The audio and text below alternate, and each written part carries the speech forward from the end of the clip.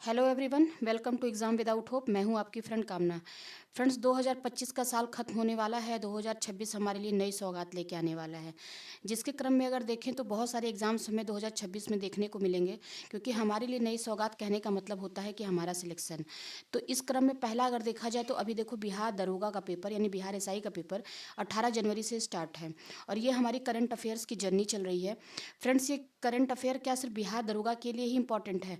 तो मैं आपको एक चीज़ बताना चाहती हूँ कि 2026 में, यानी कि अगर आप मार्च अप्रैल मई तक कोई एग्ज़ाम हो रहा है आपके लिए, तो ये करंट अफेयर आपके लिए उतना ही इंपॉर्टेंट है जितना कि बिहार दरोगा के लिए। क्योंकि अभी देखो, अगर किसी भी एग्ज़ाम में आप जाते हो, या तो वनडे का एग्ज़ाम हो या फिर किसी स्टेट पीसीएस का एग्ज़ाम हो, पीसीएस वगैरह में भी ये क्वेश्चन इस टाइप के पूछ लिए जाते हैं। इस करंट अफेयर्स की जर्नी में हमारी स्पीडी की करंट अफेयर चल रही है, क्योंकि यहाँ पे देखो, अगर इसको स्लाइड में करके बनाया जाए तो यही क्वेश्चन आपको बहुत ज़्यादा दिखाई देंगे। लेकिन देखो, जिस जैसे ये वाला क्वेश्चन है, तंबाकू प्रतिबंध लगाने वाला पहला राज्य कौन सा है, तो आप आंसर बताओगे मालदीव। इस टाइप के क्वेश्चन आपको स्लाइड में देखने के लिए अगर मिलेंगे तो आपको होगा कि हाँ, ये क्वेश्चन है। लेकिन देखो, इन्होंने स्पीडी में एक ही जगह पे, मतलब एक ही बुक में बहुत सारी मैक्सिमम कंटेंट देने की कोशिश किया है इन्होंने। तो ये करंट अफेयर्स की जो सीरीज़ है, ये आपके लिए बहुत इंपॉर्टेंट होने वाला है। अगर आप किसी भी स्टेट पीसीएस या बिहार एसआई, अभी तो रिसेंट में हमारा पेपर लगा हुआ है, या वनडे का एग्ज़ाम अगर आप दे रहे हो। फ्रेंड्स, इस सीरीज़ में आगे बढ़ने से पहले मैं आपको एक बात बताना चाहती हूँ कि 18 जनवरी को पेपर हमारा स्टार्ट है, और अगर आप यूट्यूब पे देखोगे तो वीडियोज़ की भरमार पड़ी हुई हैं। फ्रेंड्स, मैं आपको एडवाइस करना चाहूँगी कि आप इन वीडियोज़ के चक्कर में मत पड़ो, और थोड़ा सा बुक को प्रीफर करूँ। क्योंकि ज़्यादा से ज़्यादा अगर आप वीडियो देखोगे तो एग्ज़ाम में क्या होता है कि हमारा माइंड उस तरीके से प्रोसेस नहीं लेता है, और ये वीडियो हमें उस टाइम पे भूल जाते हैं। लेकिन जब हम बुक पढ़ते हैं तो हमारी चीज़ें, हम उसको बहुत ज़्यादा दिन तक स्टोर कर पाते हैं, और एग्ज़ाम टाइम में रिकॉल कर पाते हैं कि ये हमारा कौन सा आंसर सही है, कौन सा आंसर गलत है, क्योंकि हमने बुक को, अपने दिमाग को बुक के ज़रिए वर्क कराया है। तो मैं, ये एक छोटी सी एडवाइस थी जो आपको देना चाह रही थी। बाकी देखो, यूट्यूबर आपको कुछ भी बताएंगे, और इससे क्या होगा कि जब आपका एग्ज़ाम ख़राब हो जाएगा तो वो फिर आपकी कोई हेल्प करने के लिए नहीं आएगा, सब अगला वीडियो बनाने में लग जाएंगे, लेकिन आपका पूरा साल ख़राब हो जाएगा। तो फ्रेंड्स देखो, ये हमारी करंट अफेयर्स की जो जर्नी है, यहाँ पे मैं वो बहुत सारी चीज़ें जो आपके काम के लिए नहीं है, जो रिलेवेंट नहीं है आपके एग्ज़ाम के लिए, उनको मैं छोड़ते चलती हूँ और बताती हूँ कि ये आपके लिए काम की नहीं, इसे आप छोड़ दो। इसलिए फ्रेंड्स, अगर आप ये जो वीडियो है, यानी कि अगर आप वीडियो नहीं भी देखते हो, तो आप ये बुक ले लो और इसको खुद से भी पढ़ना शुरू करो। लेकिन ये वीडियो देखने से आपको फ़ायदा ये होगा कि आप बुक के साथ साथ आप ये टिक करते चलोगे कि मैंने कौन सी चीज़ आपके लिए छोड़ दी है। तो जिससे क्या होगा कि आपको कम मेहनत करना पड़ेगा, और एग्ज़ाम के पॉइंट ऑफ व्यू से कौन सी चीज़ इंपॉर्टेंट है वो आप टैकल कर पाओगे, और एग्ज़ाम में उसको आप डील कर पाओगे अगर क्वेश्चन आएगा तो। तो फ्रेंड्स, कल हमने देखो ये सारी चीज़ें देख ली थी, और ये स्लाइड जो है आपके लिए बहुत इंपॉर्टेंट है, जो मैंने पिछला वीडियो डाला था। तो ये देखो, यहाँ से बहुत सारे क्वेश्चन आपको मिलेंगे एग्जाम में देखने के लिए। बहुत ज़्यादा देरी नहीं करते हैं और आगे बढ़ते हैं, अपने इस जर्नी को शुरू करते हैं और करंट अफेयर्स को देखते हैं। देखो, आज ये हमारा है 2024 में प्रमुख समझौते कौन कौन से हुए हैं। तो देखो, इसमें मैं बहुत चीज़ें आपके लिए छोड़ने के लिए हैं। अगर बात करते हैं व्यावसायिक कौशल में क्रांति लाने के लिए, तो देखो ये थोड़ा सा आपके लिए इंपॉर्टेंट हो जाता है कि इसमें व्यावसायिक जो स्किल है उसको बढ़ाने के लिए किस चीज़ से, हम किसके लिए हमारा समझौता हुआ है।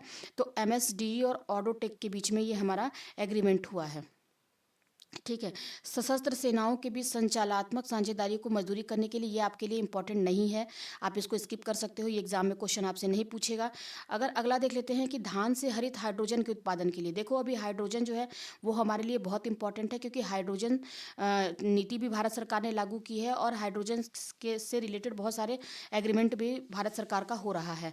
तो अब क्या करेंगे, ये धान से, देखो क्या है, धान से हाइड्रोजन का उत्पादन करेंगे, और इसके लिए समझौता किससे हुआ है, आईएससी बेंगलुरु और आईआईएससी बेंगलुरु और पंजाब के बीच। इसको याद करने का तरीका मैं बताऊं तो आप ऐसे याद करो कि अगर जो भारत में हरित क्रांति हुई थी, तो वो हरित क्रांति में वाला एरिया कौन सा था, तो पंजाब और हरियाणा का क्षेत्र था। देखो, हरित क्रांति तो गेहूं में हुई थी, लेकिन गेहूं और धान का उत्पादन सबसे ज़्यादा हरित क्रांति के थ्रू किया गया था, जिसमें पंजाब हमारा और हरियाणा आगे था। तो इस, और साइंस के क्षेत्र में अगर देखो, ये देखो साइंटिफिक अगर कोई संस्था भारत में है तो आईआईएससी बेंगलुरु है। तो दोनों के बीच में एग्रीमेंट हुआ, इस तरीके से आप इसको याद कर सकते हो। अगला देख लेते हैं कि संयुक्त ऋण व्यवस्था पे सहयोग करने के लिए किसके, देखो संयुक्त ऋण व्यवस्था पे हेल्प करने के लिए किसके भी समझौता किया भारत ने, जापान के साथ। रक्षा सहयोग पे समझौता देखो होता ही रहता है, तो इसके लिए ये हमारे लिए बहुत इंपॉर्टेंट नहीं है, आप इसको स्किप कर सकते हो, ये मैं यहाँ पे कट कर देती हूँ। निवेश को बढ़ावा देने और निवेशकों को सुरक्षा प्रदान करने के लिए मोस्ट इम्पॉर्टेंट है ये। आप देखो ये याद करोगे, क्योंकि भारत सरकार अभी निवेश के लिए बहुत काम कर रही है। तो निवेश को बढ़ावा देने और जो निवेशक होते हैं, जो भारत से भी बहुत ज़्यादा आपने देखा होगा कि हमारा हाँ, निवेशक हम अपने यहाँ से पैसे निकाल रहे हैं, तो उसके लिए भारत सरकार ने किससे समझौता किया है? इजराइल के साथ किया है। खनिजों के अन्वेषण के लिए देखो ये मोस्ट इम्पॉर्टेंट है। अभी इसी बार बजट में भारत सरकार ने खनिजों के लिए एक अन्वेषण नीति लागू की है, तो ये आपके लिए इम्पॉर्टेंट हो जाता है। तो खनिजों के अन्वेषण के लिए किसके साथ समझौता हुआ है? ऑयल इंडिया का HCL से। ऑयल इंडिया का HCL से, याद रखना, ऑयल इंडिया का HCL से। ऑयल इंडिया ने कहा है HCL से कि चलो हम लोग क्या करते हैं, ज़मीन की खुदाई करते हैं। आपको भी पता है कि खनिज कहाँ से निकलेंगे? ज़मीन के नीचे से निकलेंगे, जहाँ से तेल निकलता है। तो चलो ज़मीन से खुदाई करके ज़मीन का तेल निकालते हैं, मतलब कि ऑयल। ये मैं याद करने का तरीका बता रही हूँ आपको। तो ज़मीन की खुदाई करके हम क्या निकालेंगे? ऑयल निकालेंगे। और इसमें जो टेक्निक मदद करेगा टेक्नोलॉजी से, तो वो HCL का हम सहारा लेंगे। ये ऐसे करके आप याद कर सकते हो। मोस्ट इंपॉर्टेंट है ये, देखो अभी रिसेंट की न्यूज़ है, सीमा पर भुगतान को बढ़ावा देने के लिए मास्टर कार्ड का समझौता हुआ है इन्फोसिस के साथ। ये आप याद रखोगे, सीमा पर भुगतान को बढ़ावा देने के लिए ये मास्टर कार्ड जो हम यूज़ करते हैं, कार्ड्स बहुत सारे, तो रुपे कार्ड हो गया, मास्टर कार्ड हो गया, तो उसमें मास्टर कार्ड ने एग्रीमेंट किया है इन्फोसिस के साथ। समुद्री सुरक्षा और संरक्षा सहयोग को बढ़ावा देने के लिए ये भी इम्पोर्टेंट है आपके लिए। किसके साथ समझौता हुआ है? UAE के साथ समझौता हुआ है। तो आप ये थोड़ा सा इसको याद रखोगे। रक्षा के लिए ड्रोन तकनीकी, देखो ड्रोन तकनीकी जो है, आपको पता है कि पिछले 2 साल में ड्रोन के बारे में भारत सरकार का बहुत काम हो रहा है। तो रक्षा के क्षेत्र में जाहिर सी बात है कि हम कृषि में भी ड्रोन को यूज़ करते हैं, लेकिन मैक्सिमम यूज़ हमारा क्या होता है? डिफेंस में यूज होता है। तो इसके लिए असम राइफल्स ने किसके साथ समझौता किया है? IIT मणिपुर के साथ। मत्स्य पालन और जलीय कृषि के क्षेत्र में सहयोग को बढ़ावा देने के लिए मालदीव के साथ, आप इसको स्किप कर सकते हो। व्यापार, स्वास्थ्य और डिजिटल भुगतान में ये भी आप इसको स्किप कर सकते हो। पनडुब्बी के सहयोग के लिए समझौता किसके साथ हुआ है? ये इंपॉर्टेंट है आपके लिए। यानी कि जो पनडुब्बियां हैं उस पर हेल्प करने के लिए भारत सरकार किसके साथ हाथ मिला रही है? साउथ अफ्रीका के साथ। तो आप थोड़ा सा इस चीज़ को याद रखोगे। भारत के पहले स्वदेश ध्रुवीय अनुसंधान पोत, मोस्ट इंपॉर्टेंट है ये क्वेश्चन। UPPCS में देखो पूछा भी गया है कि ये क्यों है? क्योंकि ये स्वदेश निर्मित, स्वदेशी है ये। और ये क्या करेगा? ध्रुवीय अनुसंधान के लिए ये पोत बनाया गया है, निर्माण के लिए एग्रीमेंट हुआ है नॉर्वे के साथ। याद रखना ये। आर्कटिक में इसको हम करेंगे अनुसंधान के लिए, हमारा भारत सरकार का काम चल रहा है। तो इसको हम कहाँ कर, किसके साथ हमने हाथ मिलाया है? नॉर्वे। आप देखोगे नॉर्वे कंट्री भी थोड़ा सा ऊपर के साइड में है, आर्कटिक के साइड में। तो ये आप इस तरीके से याद कर सकते हो। ये कहाँ पे ध्रुवीय अनुसंधान कहाँ होगा? आर्कटिक के क्षेत्र में। और आर्कटिक के नज़दीक कौन है? नॉर्वे है। देखो ये आपको पता होगा कि ये बहुत पहले से 2-3 साल से चर्चा में है कि अगर आपसे क्वेश्चन ये पूछे कि भारत ने कार्बन उत्सर्जन को समाप्त करने का लक्ष्य कब तक रखा है, यानी कि भारत सरकार ने कार्बन जो उत्सर्जन होता है, इमिशन होता है, उसको कम करने के लिए, उसको समाप्त करने के लिए लक्ष्य कब का है? तो आप बताओगे पहले तो 2070 का है। इसी 2070 तक भारत सरकार ने जो कहा है कि हम कार्बन उत्सर्जन को समाप्त कर देंगे और हमारी जो एनर्जी की डिपेंडेंसी है वो किस पे हो जाएगी? अक्षय ऊर्जा पे हो जाएगी, यानी सोलर पे हो जाएगी, पवन पे हो जाएगी। तो 2070 तक इस अचीवमेंट को पाने के लिए भारत सरकार ने किसके साथ समझौता किया है? डेनमार्क से। डेनमार्क जो है और स्वीडन, 2 ऐसे देश हैं जहाँ से भारत सरकार इस चीज़ के लिए काम करती है। अगर स्वीडन की बात आप करते हो कहीं भी, जैसे आप फंस जाओ क्वेश्चन में, तो जब भी सौर एनर्जी की बात होगी, सोलर एनर्जी, तो आप आंख बंद करके एग्रीमेंट की बात होगी कि सोलर के लिए भारत सरकार के साथ कौन काम कर रहा है, तो आप उसका आंसर जो है वो डेनमार्क कर सकते हो। मैं थोड़ा सा ये सोलर गलत लिख गया है, लेकिन आप याद रखना ये मैंने सोलर लिखा है, ठीक है। ये देखो एक सेकंड। सीमा पार बिजली पारेषण अवसंरचना को विकसित करने के लिए, देखो सबसे ज़्यादा जो एरिया है नेपाल का, उसके पास कुछ है नहीं, पहाड़ी राज्य है वो। तो पहाड़ी राज्यों में सबसे ज़्यादा उसके पास नदियों की भरमार है। तो भारत सरकार ने क्या किया है कि बिजली के पारेषण के लिए, बिजली खरीदते भी हैं हम, तो बिजली के पारेषण में अब भारत सरकार क्या करती है? वहाँ पर अवसंरचनाओं का विकास करती है, नेपाल में और भूटान में। तो इसके लिए हमारा एग्रीमेंट कहाँ हुआ है? ये 2 कंट्री, अगर बिजली की बात होती है तो आप 2 कंट्री का नाम याद रखना। एक जब भी बात होगी या तो उसका आंसर नेपाल होगा या उसका आंसर हो जाएगा आपका भूटान, ठीक। तो ये आप कर सकते हो थोड़ा सा स्मार्ट वे में याद करके। ये मैंने अभी क्या बताया था कि जब भी सोलर से रिलेटेड कोई भी हमारा एग्रीमेंट होता है, सोलर अगर लिख के आ जाए तो आप क्या बताओगे? इसका आंसर स्वीडन बताओगे, याद रखना। स्वीडन से भारत सरकार का सोलर के लिए बहुत सारा काम होता है। लेकिन अभी यहाँ पे क्या हो रहा है, कार्बन उत्सर्जन के को समाप्त करने के लिए डेनमार्क को कैसे याद रखोगे कि इन्होंने मार्क कर दिया है। देखो भारत सरकार का मार्क क्या है? बेंचमार्क किसे कहते हैं? एक लाइन होती है कि हम यहाँ तक अपना काम करेंगे, यानी यहाँ तक हम चीज़ों को कम कर सकते हैं, एक लाइन डिसाइड करते हैं। तो यहाँ पे भी देखो इसके शब्द में क्या आ रहा है? मार्क, यानी कि ये क्या है? बेंचमार्क है। किस चीज़ के लिए बेंचमार्क है? कि कार्बन उत्सर्जन को 2070 तक खत्म करना ही है। तो भारत सरकार का डेनमार्क से समझौता है। आई थिंक मैंने आपको समझा दिया होगा। और मैंने अभी बताया कि अगर बिजली के लिए कोई एग्रीमेंट होता है तो नेपाल या भूटान आप कर सकते हो, क्योंकि यहाँ से भारत सरकार यहाँ और संरचनाओं का विकास करती है और फिर बिजली को खरीदती है। वैज्ञानिक अनुसंधान के क्षेत्र में सहयोग के लिए किससे समझौता हुआ है? तो ये देखो इटली। आप बहुत ज़्यादा ये इंपॉर्टेंट नहीं है, ऐसे समझौते होते रहते हैं।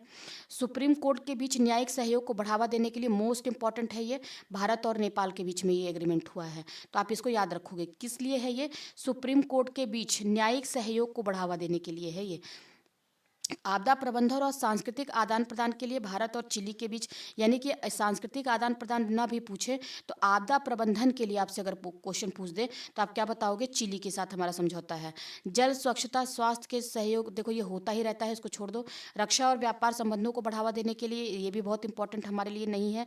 आप आगे बढ़ो। देखो लिथियम अन्वेषण और खनन में सहयोग को मजबूती प्रदान करने के लिए, इसके लिथियम मोस्ट इंपॉर्टेंट है ये, क्योंकि ये हमारी जो अभी बिजली वाली बैटरी चल रही है, इलेक्ट्रिक व्हीकल, उसमें लिथियम का हम प्रयोग करना चाह रहे हैं उसके इंजन के लिए।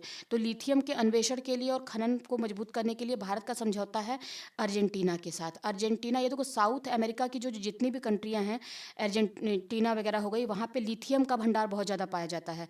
तो लिथियम के लिए ये आपके लिए इंपॉर्टेंट है। देखो अर्जेंटीना के साथ समझौता हुआ है।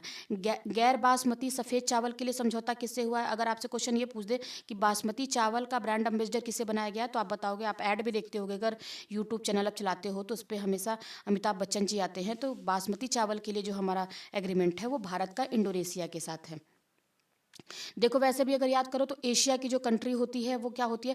चावल के लिए बहुत फेमस है, ठीक है। तो हम चाइना को देख लो, फिर इंडिया अपना खुद है ही, तो ये कहीं ना कहीं एशिया की ही कोई कंट्री होगी, तो इंडोनेशिया का है। ऐसे याद रखो। कहीं ना कहीं सफ़ेद चावल, चावल कौन खाता? कहीं ना कहीं एशिया वाले खाते हैं। तो कौन खा रहे हैं भारत के साथ? इंडोनेशिया। देखो एशिया इसमें भी आ रहा है, तो इस तरीके से करके आप इसको याद कर सकते हो। डीप टेक, नवाचार, डिजिटल कौशल और उन्नत अनुसंधान के लिए ये आप स्किप कर सकते हो। महाराष्ट्र मोस्ट इम्पॉर्टेंट है ये। देखो ये महाराष्ट्र के तट हैं जो, और नदी के किनारे, इनको संरक्षण प्रदान करने के लिए अभी एशियाई विकास बैंक ने ऋण दिया है भारत सरकार को। तो ये क्या है? ये आपके लिए इंपॉर्टेंट है, यानी कि भारत सरकार का एशियाई विकास बैंक के साथ समझौता हुआ है।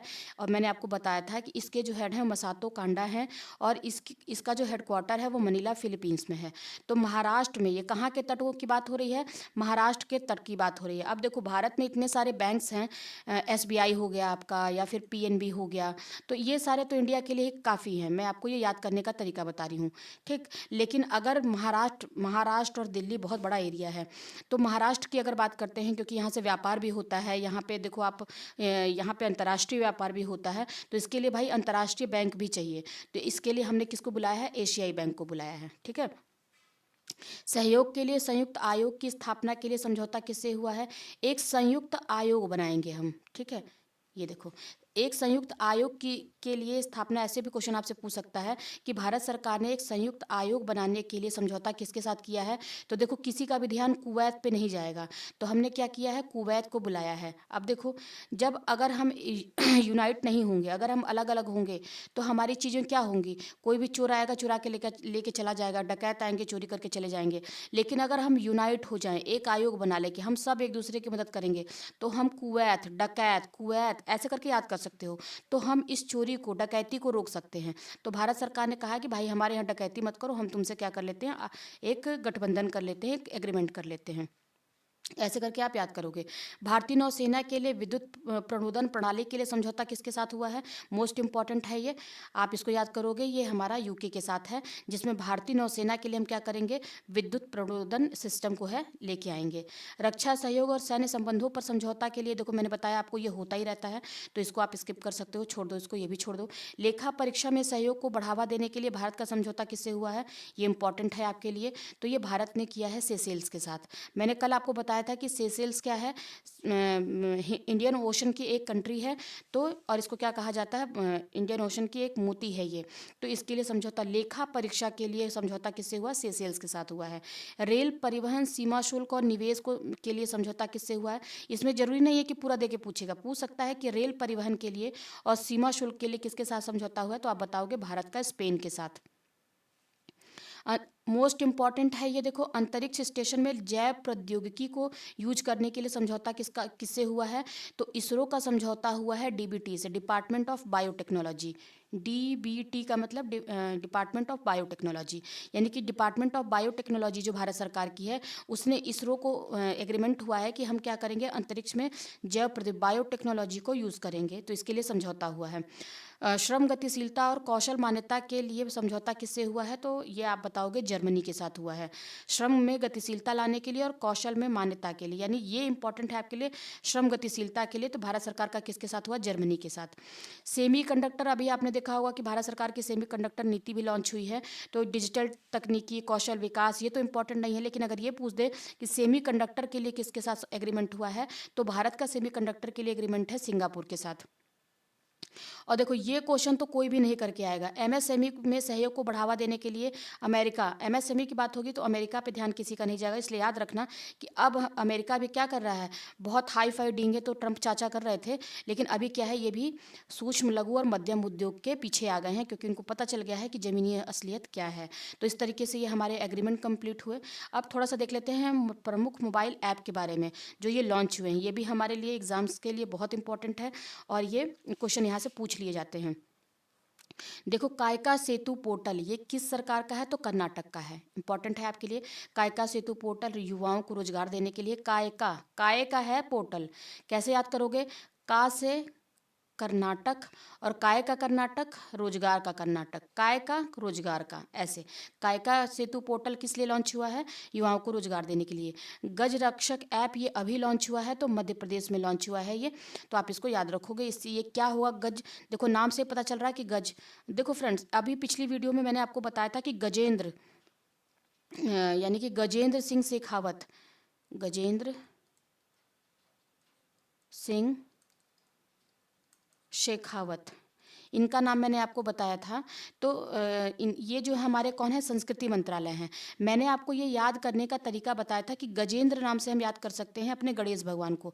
मैंने ये नहीं बताया था कि गजेंद्र गणेश भगवान को कहते हैं। तो आप ऐसे याद रखना, गजेंद्र से हमारे दिमाग में आता है कि उनकी जो उनका मुख जो है वो हाथी की तरह दिखता है, क्योंकि गजेंद्र का मतलब तो होता है हाथियों का राजा।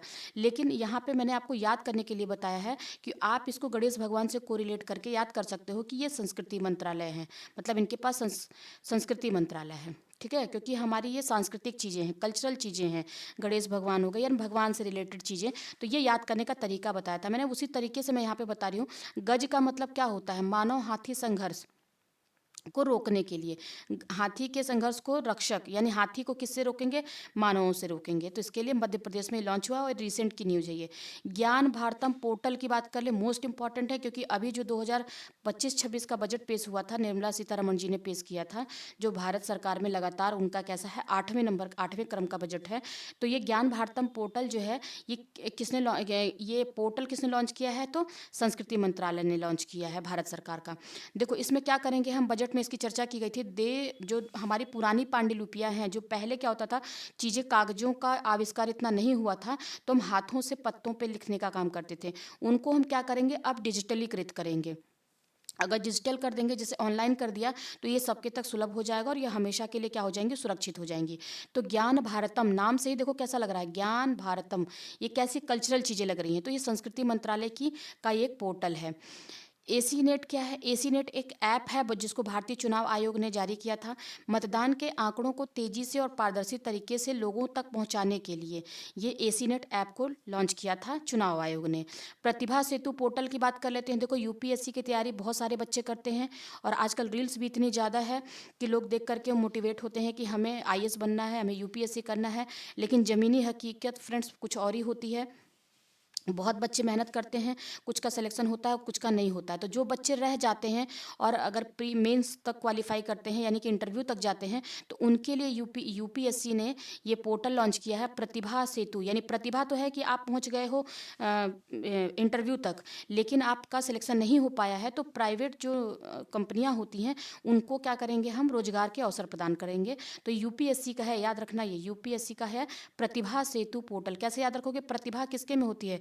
प्रतिभा उसी में होती है भाई, जो भारत का सबसे बड़ा एग्जाम कौन सा है? यूपीएससी का आईएएस एग्जाम होता है। तो आईएएस एग्जाम में अगर क्रैक करना, बहुत बड़ी प्रतिभा, बहुत टैलेंट होगा आपके पास, तो ये संघ लोक सेवा आयोग का पोर्टल है। प्रवाह पोर्टल की बात कर लेते हैं। तो ये है भारतीय रिजर्व बैंक का। प्रवाह पोर्टल किसका है? भारतीय रिजर्व बैंक का। देखो, अगर यहाँ पे प्रवाह पोर्टल की जगह यहाँ पे कर दे प्रवाह, यहाँ पे अगर कर दिया जाए प्रवाह टेक्नोलॉजी की बात कर दे, ठीक, प्रवाह टेक, तो आप इसका आंसर फिर इसरो बताओगे। ठीक है, अभी ये क्या है? प्रवाह पोर्टल है, तो इसका आंसर क्या हो जाएगा? रिजर्व बैंक हो जाएगा। और ये क्वेश्चन भी पूछा हुआ है बिहार में। विनियामक प्रक्रियाओं को सुव्यवस्थित, डिजिटलाइजेशन और पारदर्शी बनाने के लिए। उम्मीद पोर्टल की बात करते हैं तो भारत सरकार का है ये उम्मीद पोर्टल। और ये अगर भारत सरकार की बात होती है तो ये आपके लिए इंपॉर्टेंट है ही। और वक्फ संपत्तियों के बेहतर प्रबंधन और पारदर्शिता को बढ़ावा देने के लिए। और इसी उम्मीद पोर्टल को लॉन्च करते हुए भारत सरकार ने क्या किया है? वक्फ जो एक्ट है उसको भी लाया है। तो अभी जो वक्फ में चेंजिंग हो रही है, अधिनियम लाया गया है, उसी के तहत ये उम्मीद पोर्टल लॉन्च किया गया है। तो केंद्र सरकार का है ये। सचेत ऐप की बात कर लेते हैं। तो सचेत किस लिए होना है आपको? आदमी सचेत कब होता है? जब उसको ये लगता है कि हमारी जान को कोई नुकसान होने वाला है। तो ये है राष्ट्रीय आपदा प्रबंधन प्राधिकरण का। ये है कोई भी आपदा आती है, विपत्ति आती है, तो आपको क्या होना है? सचेत हो जाना है। तो सचेत ऐप किससे रिलेटेड है? आपदाओं से रिलेटेड है। तो लोगों को प्राकृतिक आपदाओं से सचेत करने के लिए, बचाने के लिए ऐप लॉन्च किया गया है। एआई चैटबॉट सारथी की बात कर लेते हैं। देखो, इतने सारे चैटबॉट लॉन्च हुए हैं जो थोड़ा सा हमें कंफ्यूज करते हैं। अभी यहाँ पे एक एक करके मैं आपको बताऊंगी। तो ये अगर सारथी की बात करता है, जैसे अभी चैट जीपीटी की बात करते हैं, तो ओपन एआई ने इसको लॉन्च किया है। लेकिन यहाँ पे जो चैट बॉट है, यानी कि जिस पे आप बात कर सकते हैं, और उसका नाम क्या है? सारथी। तो ये हरियाणा सरकार की, पहले बस आपको ऐसे याद रखना है किस चीज़ के लिए है? सरकारी नीतियों को जनता तक पहुँचाने के लिए, कि कौन सी उनकी नीति चल रही है, पॉलिसी क्या है हरियाणा सरकार की। तो एआई चैटबॉट भी आपके लिए इंपॉर्टेंट है, सारथी। इस चैटबॉट का नाम क्या है? सारथी। ई सेहत ऐप। ई सेहत ऐप किसने लॉन्च किया है? जम्मू कश्मीर ने लॉन्च किया है, लोगों को सेवाओं लोगों तक पहुंचाने के लिए, स्वास्थ्य सेवाएं। राइज ऐप की बात कर लेते हैं। तो देखो, ये उत्तर प्रदेश सरकार का है, तो ये इंपॉर्टेंट है आपसे, और ये क्वेश्चन पूछा भी गया है। राइज ऐप तो ये किसके लिए है? बच्चों को नियमित टीकाकरण के लिए है, ये इंपॉर्टेंट है। जो बच्चों को टीका, इंद्रधनुष के तहत मिशन इंद्रधनुष जो चलता है, उसमें बच्चों को जो टीका लगाया जाता है, छोटे बच्चों को, तो उनकी निगरानी करने के लिए उत्तर प्रदेश सरकार ने राइज ऐप लॉन्च किया है। तो राइज ऐप को याद रखोगे आप। स्वरेल, देखो नाम से ही लग रहा है, खुद का रेल, तो जाहिर सी बात है कि भारतीय रेल का होगा। और इसमें क्या है? टिकट बुकिंग प्रक्रिया को स्वरेल खुद से आप अब टिकट बुकिंग करिए, और इसको आसान बनाने के लिए है। आरबीआई डेटा पोर्टल, नाम से पता चल रहा है कि ये आरबीआई का ही है। मित्र पोर्टल की बात कर लेते हैं, ये इंपॉर्टेंट है आपके लिए। तो मित्र पोर्टल किसका है? सेबी का है। ठीक, मित्र पोर्टल, पोर्टल है ये, याद रखना। तो किसके लिए है? सेबी का है ये। इसके जरिए निवेशक जो है म्यूचुअल फंड में अपने निवेश को देख सकते हैं, ट्रैक कर सकते हैं कि हमने किया है तो उसकी प्रोग्रेस क्या है। तो सेबी ने लॉन्च किया है मित्र पोर्टल। सम्मान संजीवनी ऐप की बात कर लेते हैं। तो हरियाणा सरकार का है, इसमें बहुत ज़्यादा अंदर घुसने की जरूरत नहीं है, बस आप थोड़ा सा ऐसे याद रखो। भारत पोल मोस्ट इंपॉर्टेंट है। ये भारत पोल पोर्टल जो है, ये गृह मंत्री अमित शाह जी की एक पहल है, इन्होंने लॉन्च किया है इसको, भारत पोल को। इसमें क्या है? जो भारत के भगोड़े हैं, यानी कि वो क्या करते हैं, यहाँ से पैसे लेके भाग जाते हैं, तो उनको पकड़ने के लिए सीबीआई के तहत, मतलब ये अंडर में तो इसको लॉन्च किया अमित शाह ने, लेकिन ये भारत पोल पोर्टल किसका है? तो सीबीआई का एक पोर्टल है ये।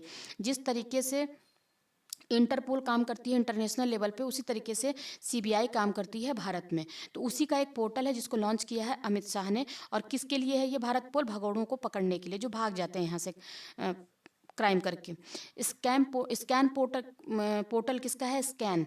तो ये उपभोक्ता मामले एवं खाद्य मंत्रालय का है, देश में सार्वजनिक वितरण प्रणाली को आधुनिक बनाने के लिए। यानी कि जो हमारी ये सिस्टम चलती है, जो हमें अनाज दिए जाते हैं, गेहूँ वो राशन की दुकानों पे जा करके, तो उसके लिए स्कैन पोर्टल है। ठीक है। एकलव्य पोर्टल आपके लिए इम्पोर्टेंट हो जाता है। ये किसका है? भारतीय सेना का है। तो ये एकलव्य पोर्टल के तहत भारतीय सेना ने अपने अधिकारियों को आधुनिक बनाने और युद्ध के लिए तैयार करने के लिए ये पोर्टल लॉन्च किया है। एकलव्य, हमारा लक्ष्य क्या होना चाहिए? एकलव्य है। एकलव्य कैसे थे? उनका जो निशाना था बिल्कुल पक्का था और उनका टारगेट फिक्स था कि हमें किस तरीके से चीज़ों को टारगेट करना है। तो भारतीय सेना ने इसके लिए क्या किया है? एकलव्य पोर्टल लॉन्च किया है। ऐसे करके आप याद करोगे। अन्न दर्पण पोर्टल, ये किसका है? ये इतना इंपॉर्टेंट आपके लिए नहीं है, आप इसको स्किप कर सकते हो। सक्षम पोर्टल, आपके सक्षम ऐप जो है इंपॉर्टेंट है आपके लिए, क्योंकि निर्वाचन आयोग से संबंधित जितने भी आपके लिए ऐप होते हैं या पोर्टल होते हैं वो बहुत इंपॉर्टेंट होते हैं। तो सक्षम ऐप किसने लॉन्च किया है? निर्वाचन आयोग ने। इसमें यह कहा गया है कि जो 85 वर्ष से अधिक उम्र के व्यक्तियों के लिए, वो अगर नहीं जा पाते हैं वोटिंग बूथ पे, तो वो घर से ही मतदान की सुविधा उनके लिए इसमें दी गई है सक्षम ऐप के तहत। यानी कि अब बूढ़े व्यक्तियों को भी सक्षम बनाया गया है कि वो घर बैठे बैठे अपना लीडर चुन सकते हैं। तो निर्वाचन आयोग का है सक्षम ऐप, आप इसको याद रखोगे। विजन पोर्टल की बात कर लेते हैं। विजन पोर्टल क्या है? तो केंद्रीय मंत्री जितेंद्र सिंह, कल हमने देखा था मोदी 3.0, मोदी कैबिनेट 3.0 में, तो ये हमारे क्या थे? जितेंद्र सिंह हैं ये। तो वंचित बच्चों में कौशल विकास के लिए है, तो ये इतना याद नहीं करना। विजन पोर्टल किसका है? तो आप बताओगे किसने लॉन्च किया है? तो जितेंद्र सिंह ने। सुगम ऐप की बात कर लेते हैं, किसका है? छत्तीसगढ़ सरकार का है। संपत्ति पंजीकरण के लिए, इसको आसान बनाने के लिए और पारदर्शी बनाने के लिए, संपत्तियों के पंजीकरण के लिए, उनका रजिस्ट्रेशन कराने के लिए सुगम ऐप को लॉन्च किया छत्तीसगढ़ की सरकार ने। संकलन ऐप की बात करते हैं तो राष्ट्रीय जांच एजेंसी एनआईए का है ये, बस इतना ही याद करना है। ओटीटी प्लेटफॉर्म आपका सी स्पेस, तो किसका है? आपको सबसे पता है कि भारत में पहला ओटीटी, खुद का प्राइवेट ओटीटी प्लेटफॉर्म शुरू करने वाला कौन सा राज्य है? तो केरल है। और केरल नहीं, ये अब ऐसे याद है तो ये भी आपको याद हो जाएगा कि ओटीटी प्लेटफॉर्म सी स्पेस, यही जो है आपका, ये तो कोई लिखा भी है, सी स्पेस भारत का पहला सरकारी स्वामित्व वाला ओटीटी प्लेटफॉर्म है। यानी कि केरल का खुद का है ये। ठीक है। अब ये पूरी इंडिया वाला ये यूज नहीं कर रहे हैं, इन्होंने खुद का अपना बनाया है, तो ये इनका सरकारी स्वामित्व वाला, केरल की सरकार का है ये। जागृति ऐप की बात करते हैं तो उपभोक्ता मामलों के विभाग की बात के लिए है ये जागृति ऐप, ये आपके लिए उतना इंपॉर्टेंट नहीं है। मेरी पंचायत आपके लिए इंपॉर्टेंट है, पंचायती राज मंत्रालय का है। इससे क्या करेंगे? मेरी पंचायत में वर्षा हो गई, हवा की गति हो गई, बादल छाए रहते हैं, तो इसके लिए दैनिक अपडेट गांव वालों को दिया जाएगा। तो मेरी पंचायत ऐप है ये। लोकपथ मोबाइल ऐप की बात करते हैं तो ये कहाँ लॉन्च हुआ है? एमपी के मुख्यमंत्री मोहन यादव ने। मैंने आपको याद कराया था छत्तीसगढ़, एमपी और राजस्थान के मुख्यमंत्रियों को, तो आप कैसे एक सीक्वेंस में याद करोगे? विष्णु मोहन भजन, विष्णु मोहन भजन, तो ये क्या हो गया? छत्तीसगढ़ के हो गए विष्णु, और फिर एमपी के हो गए मोहन, और राजस्थान के हो गए आपके भजन। भजन करेंगे, मैंने बताया था विष्णु मोहन जाके राजस्थान में क्या करेंगे? भजन करेंगे। तो ऐसे आप इनके मुख्यमंत्रियों को भी याद कर सकते हो। तो लोकपथ जो मोबाइल ऐप है वो एमपी के मुख्यमंत्री मोहन यादव ने लॉन्च किया है। इससे क्या करेंगे कि अगर कोई सड़क टूट गई है, कहीं पे गड्ढे हैं, तो आप उसकी फ़ोटो खींच करके पीडब्ल्यूडी को शिकायत कर सकते हैं। ठीक है। सिटीजन सेंटिनल ऐप की बात कर लेते हैं तो ये किसका है? ये केरल सरकार का है, ऐसे याद करोगे। एक पेड़ माँ के नाम, मोस्ट इंपॉर्टेंट है, अभी ये रिसेंट का है, तो आप बताओगे संचार मंत्री, इसको ज्योतिराज सिंधिया ने लॉन्च किया है। ठीक। एक पेड़ माँ के नाम क्या है? पर्यावरण स्थिरता में योगदान एवं माँ के साथ अपने बंधन का जश्न मनाने के लिए एक पेड़ माँ के नाम, ये इंपॉर्टेंट है आपके लिए। निवाहिका वेब पोर्टल की बात करते हैं तो ये आपके लिए डेटा प्रबंधन के लिए एनआईटी का है, निवाहिका वेब पोर्टल। हाथी ऐप की बात करते हैं तो हाथी ऐप जो है असम सरकार का है। एक सेकंड। हाथी ऐप जो है असम सरकार का है। निर्माण पोर्टल की बात कर लेते हैं, देखो ये इंपॉर्टेंट है आपके लिए, कोल इंडिया का है ये निर्माण पोर्टल। कोल इंडिया लिमिटेड का है। सिविल सेवा प्रारंभिक परीक्षा में उत्तीर्ण उम्मीदवारों को ये 1 लाख रुपए देने का काम करेंगे। अगर कभी भी निर्माण पोर्टल आपसे पूछ दे और कोल इंडिया लिमिटेड लिख देगा तो आप कभी भी, आपका दिमाग यहाँ पे नहीं जाएगा, क्योंकि ये कोल इंडिया, आपको लगेगा कि ये क्यों लॉन्च करेगी, लेकिन ये निर्माण पोर्टल कोल इंडिया ने ही लॉन्च किया है, ध्यान देना इस चीज़ को। संज्ञान ऐप की बात करते हैं, रेलवे सुरक्षा बल ने इसको लॉन्च किया है। संज्ञान ऐप को किस लिए? देश में जो 3 नए कानून लाए गए हैं, आपराधिक कानून, उनसे आरपीएफ के जो जवान हैं, उनको रूबरू कराने के लिए, उनको जानकारी प्रदान करने के लिए। ये 2024 का ऐप है, लेकिन अभी भी आपके लिए इम्पोर्टेंट है। उपस्थिति पोर्टल जो है वो क्या है? झारखंड ने लॉन्च किया है, ऐसे याद रखना है आपको। सारथी 2.0 ऐप जो है वो सेबी का है, ये हमेशा चर्चा में रहता है, तो आप इसको ऐसे याद करोगे। प्रवाह पोर्टल अभी हमने देख लिया, भारतीय रिजर्व बैंक का है। थोड़ा सा स्पीड में देखेंगे फ्रेंड्स, क्योंकि हमारे पास टाइम बिल्कुल भी नहीं है और हमें चीज़ें बहुत ज़्यादा कवर करनी है। अब जब बात आती है भारत रत्न की, तो हम सभी को पता है कि भारत रत्न जो है वो भारत का सबसे बड़ा, यानी कि पहले नंबर का सर्वोच्च क्या है? पुरस्कार है।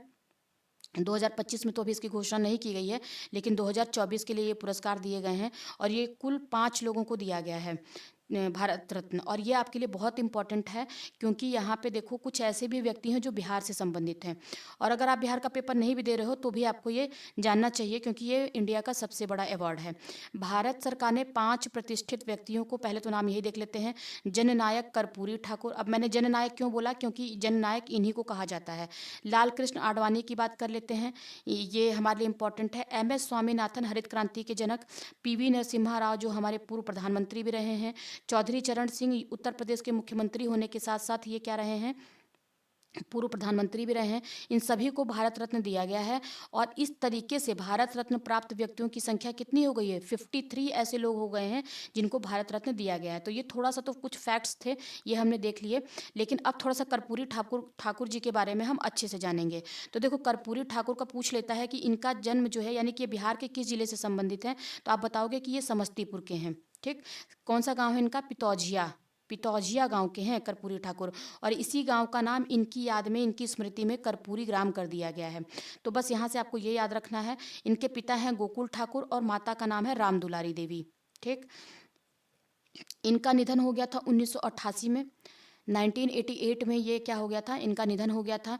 और देखो, ये देखो, अभी मैंने बोला ना जननायक, आप ऐसे ही इनको बोलना शुरू करो, जननायक कर्पूरी ठाकुर जी। तो ये इनको जननायक कहते हैं। इन्होंने पहली बार 1952 में पहली बार सोशलिस्ट पार्टी के उम्मीदवार के रूप में, ये आपके लिए इंपॉर्टेंट नहीं है, आप छोड़ सकते हो। इंपॉर्टेंट आपके लिए ये है कि कर्पूरी ठाकुर जिनको अभी हाल ही में भारत रत्न दिया गया था, वो बिहार के किस क्रम के मुख्यमंत्री थे? तो आप बताओगे 11वें क्रम के, यानी कि 11वें क्रम के वो मुख्यमंत्री थे। कहाँ के? बिहार के।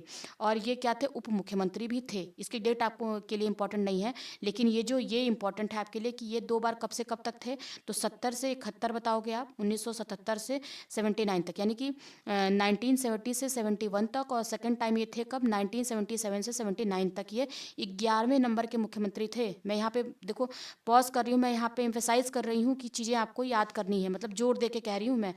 तो ये क्या थे? बिहार के पहले, क्वेश्चन आपसे ये पूछ ले कि बिहार के पहले गैर कांग्रेसी मुख्यमंत्री कौन थे, तो आप क्या बताओगे? जननायक कर्पूरी ठाकुर। तो आप इस चीज़ को याद रखोगे। ये ऐसे व्यक्ति थे जिन्होंने सबसे पहली बार बिहार में ओबीसी आरक्षण को लागू किया था। ठीक है, भारत में पहली बार क्या किया था इन्होंने? बिहार के लिए अन्य पिछड़ा वर्ग यानी कि ओबीसी के लिए आरक्षण लागू किया था। इन्होंने जब ये सेकंड टाइम बने थे मुख्यमंत्री, तो एक आयोग का गठन किया था जिसका नाम था मुंगेरी लाल आयोग, और उसकी सिफारिशों को लागू करके इन्होंने ये आरक्षण नौकरियों में दिया था। तो अगर क्वेश्चन आपसे यही पूछ ले कि किसने, बिहार के किस मुख्यमंत्री ने एक आरक्षण मॉडल प्रस्तुत किया था, तो कर्पूरी ठाकुर ही। बस आपको इतना ही याद रखना है। और कितने परसेंट इन्होंने ओबीसी को उसके तहत आरक्षण दिया था? तो 26%। फिलहाल अभी रिसेंट में तो 27% है, लेकिन ये उस समय का डेटा 26% था, याद रखोगे। अगर इनके बारे में ये पूछ लेता है कि भारत रत्न पाने वाले ये मरणोपरांत व्यक्तियों में किस नंबर पे आते हैं, यानी कि इनको मरने के बाद दिया गया है, क्योंकि 88 में ही इनकी डेथ हो गई थी, तो ये 17th क्रम के हैं, याद रखना आप। और भारत रत्न पाने वाले बिहार के कौन से व्यक्ति हैं ये? तो बिहार के 5th क्रम के हैं। बिहार से ऐसे किस नंबर के व्यक्ति हैं जिनको भारत रत्न दिया गया है? तो 5th क्रम के हैं, ऐसे याद रखोगे आप। और अगर ये पूछे, मतलब 5वें क्रम के हैं, और अगर ये पूछे कि ऐसे कौन से व्यक्ति हैं भारत में जिनको मरणोपरांत दिया गया है, तो आप बताओगे 17वें क्रम के हैं। ये 2 डेटा आपके लिए इंपॉर्टेंट है। लाल कृष्ण आडवाणी जी की बात कर लेते हैं। तो भारत रत्न प्राप्त करने वाले ये कहाँ के थे? कराची में इनका जन्म हुआ था, ये कराची से संबंधित हैं, और ये भाजपा के सदस्यों में से, जो संस्थापक सदस्य हैं उसमें से एक हैं। इनके लिए आपको बस ये याद करना है कि माई कंट्री माई लाइफ, ये किताब किसकी है? तो ये आपसे पूछेगा कि ये क्या है, किसकी ऑटोबायोग्राफी है, तो आप बताओगे माई कंट्री माई लाइफ जो है लाल कृष्ण आडवाणी जी की ऑटोबायोग्राफी है, आत्मकथा है। ठीक है, इन्होंने क्या है, राम मंदिर के लिए यात्रा शुरू करी थी। थी। और ये इनको कहाँ पे गिरफ्तार किया गया था, अगर ये क्वेश्चन पूछ ले कि तो आप बताओगे समस्तीपुर में। वही समस्तीपुर है जहाँ पे कर्पूरी ठाकुर जी का जन्म हुआ था। वहीं पे लाल कृष्ण आडवाणी जी को गिरफ्तार कर लिया गया था जब ये क्या कर रहे थे, अयोध्या राम मंदिर के समर्थन में एक यात्रा निकाल रहे थे, रथ यात्रा निकाल रहे थे। ठीक है, बाकी आपके लिए कुछ इंपॉर्टेंट है यहाँ पे नहीं है, या आप इतना डिटेल पढ़ने की ज़रूरत नहीं है थोड़ा सा। अब यहाँ देख लेते हैं हम एम एस स्वामीनाथन की बात करते हैं। देखो मैंने आपको बताया हरित क्रांति के जनक कहे जाते हैं एम एस स्वामीनाथन। और ये कृषि वैज्ञानिक एम एस स्वामीनाथन का जन्म कब हुआ था, ये कहाँ से संबंधित है, तमिलनाडु से संबंधित है, तमिलनाडु के कुंभकोणम से। मैंने आपको कल बताया था कि जो कुंभकोणम पान है इसको जीआई टैग दिया गया है, कहाँ का, तमिलनाडु का। ये देखो कुंभकोणम, जैसे ही कोई ऐसा शब्द आए जो आपने पढ़ा आपको तुरंत याद होना चाहिए। तो कुंभकोणम पान का जीआई टैग किसे दिया गया है, तो तमिलनाडु को। आप कोरिलेट कर लो। और इसी कुंभकोणम में ये इतनी अच्छी जगह है, यहाँ का पानी इतना अच्छा है कि यहाँ पे एम एस स्वामीनाथन का जन्म हुआ था और जिन्होंने पान खा के खुशी में हरित क्रांति ला दी भारत में। इनकी मृत्यु उतनी इंपॉर्टेंट नहीं है। इनको देखो बहुत सारे प्राइज़ दिए गए हैं, जिसमें शांति स्वरूप भटनागर प्राइज़ आपको मोस्ट इंपॉर्टेंट है, ये याद रखना है। इसमें से जो अभी आपसे क्वेश्चन ये पूछ दे कि किसको रमन मैग्सेस प्राइज़ दिया गया है, तो आप बताओगे एम एस स्वामीनाथन को दिया गया था 1971 में। और बाकी ये ठीक है, इसके साथ इनको बहुत सारे प्राइज़ दिए गए हैं। अब अगला देख लेते हैं कि पीवी नरसिम्हा राव के बारे में क्या है। तो इनको बस आप इनका पूरा नाम पहले तो आप याद कर लो, यही पूछता है, पामूलपति वेंकट नरसिंह राव, ये इनका पूरा नाम है।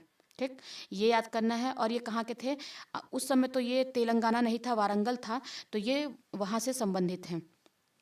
और इनके बारे में बस आपको फैक्ट ये याद रखना है कि ये भारत के 9वें क्रम के क्या थे, प्रधानमंत्री थे। कब थे ये, 1991 में थे।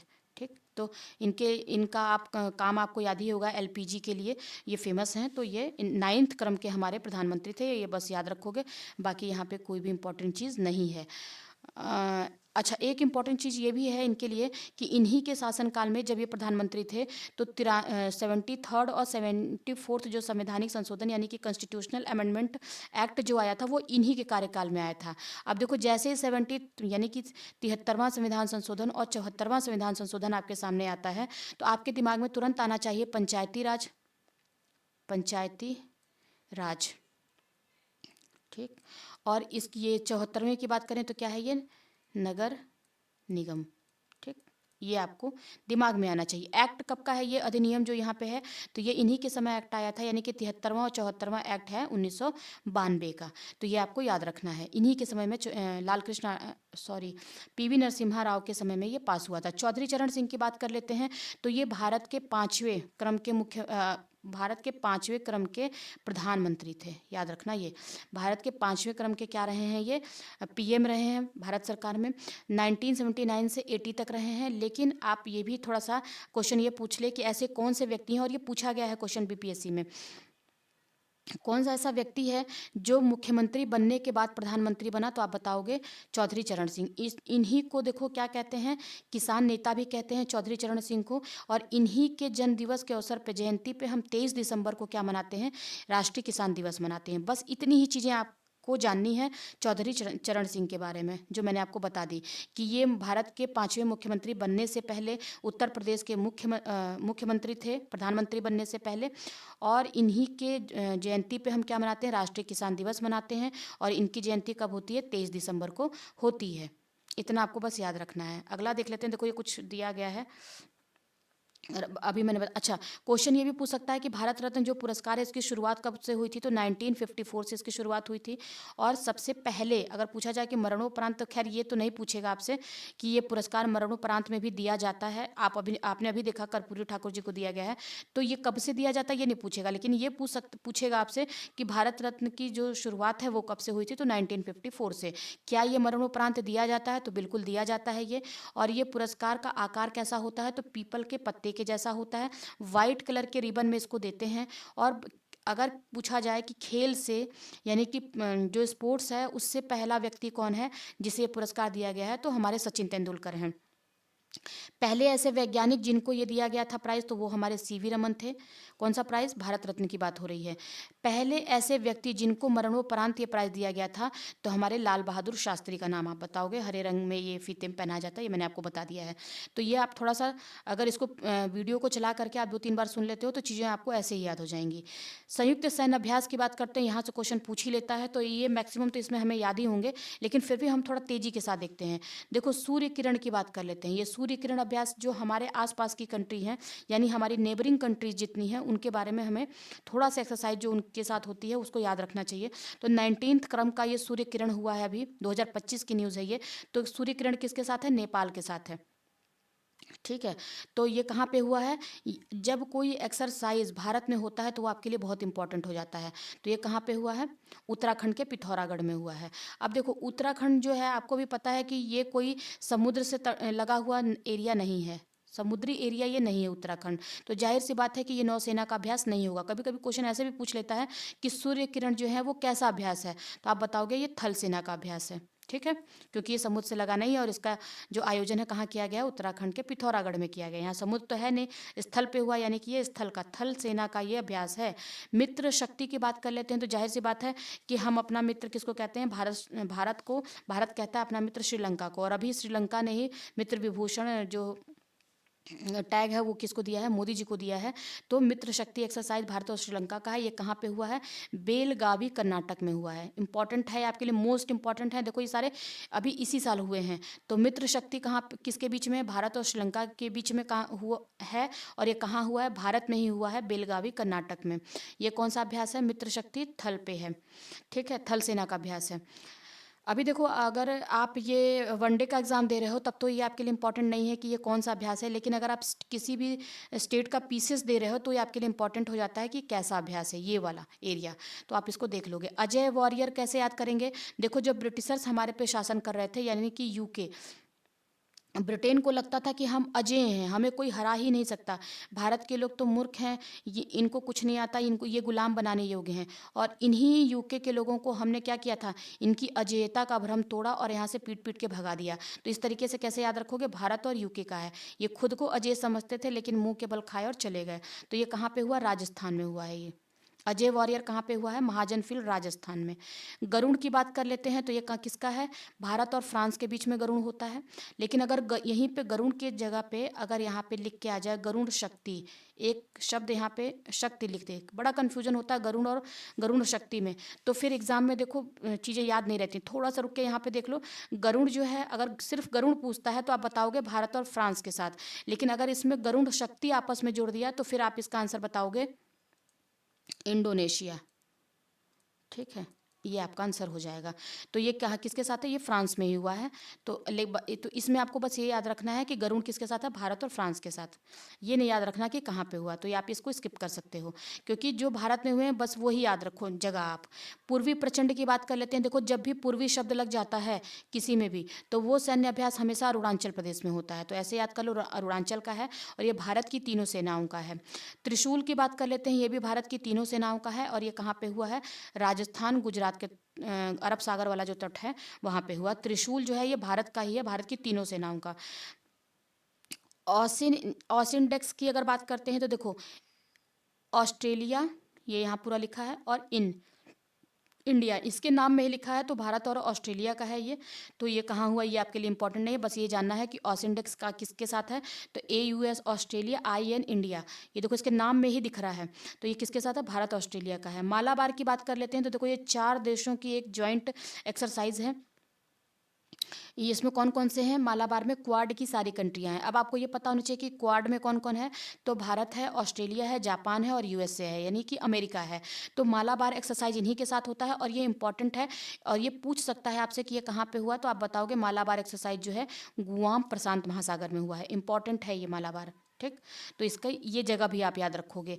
किस मालाबार में कौन है? 4 कंट्री शामिल है, भारत है, अपना ऑस्ट्रेलिया है, जापान है, अमेरिका है, और इन सभी को मिला करके हम कहते हैं क्वाड।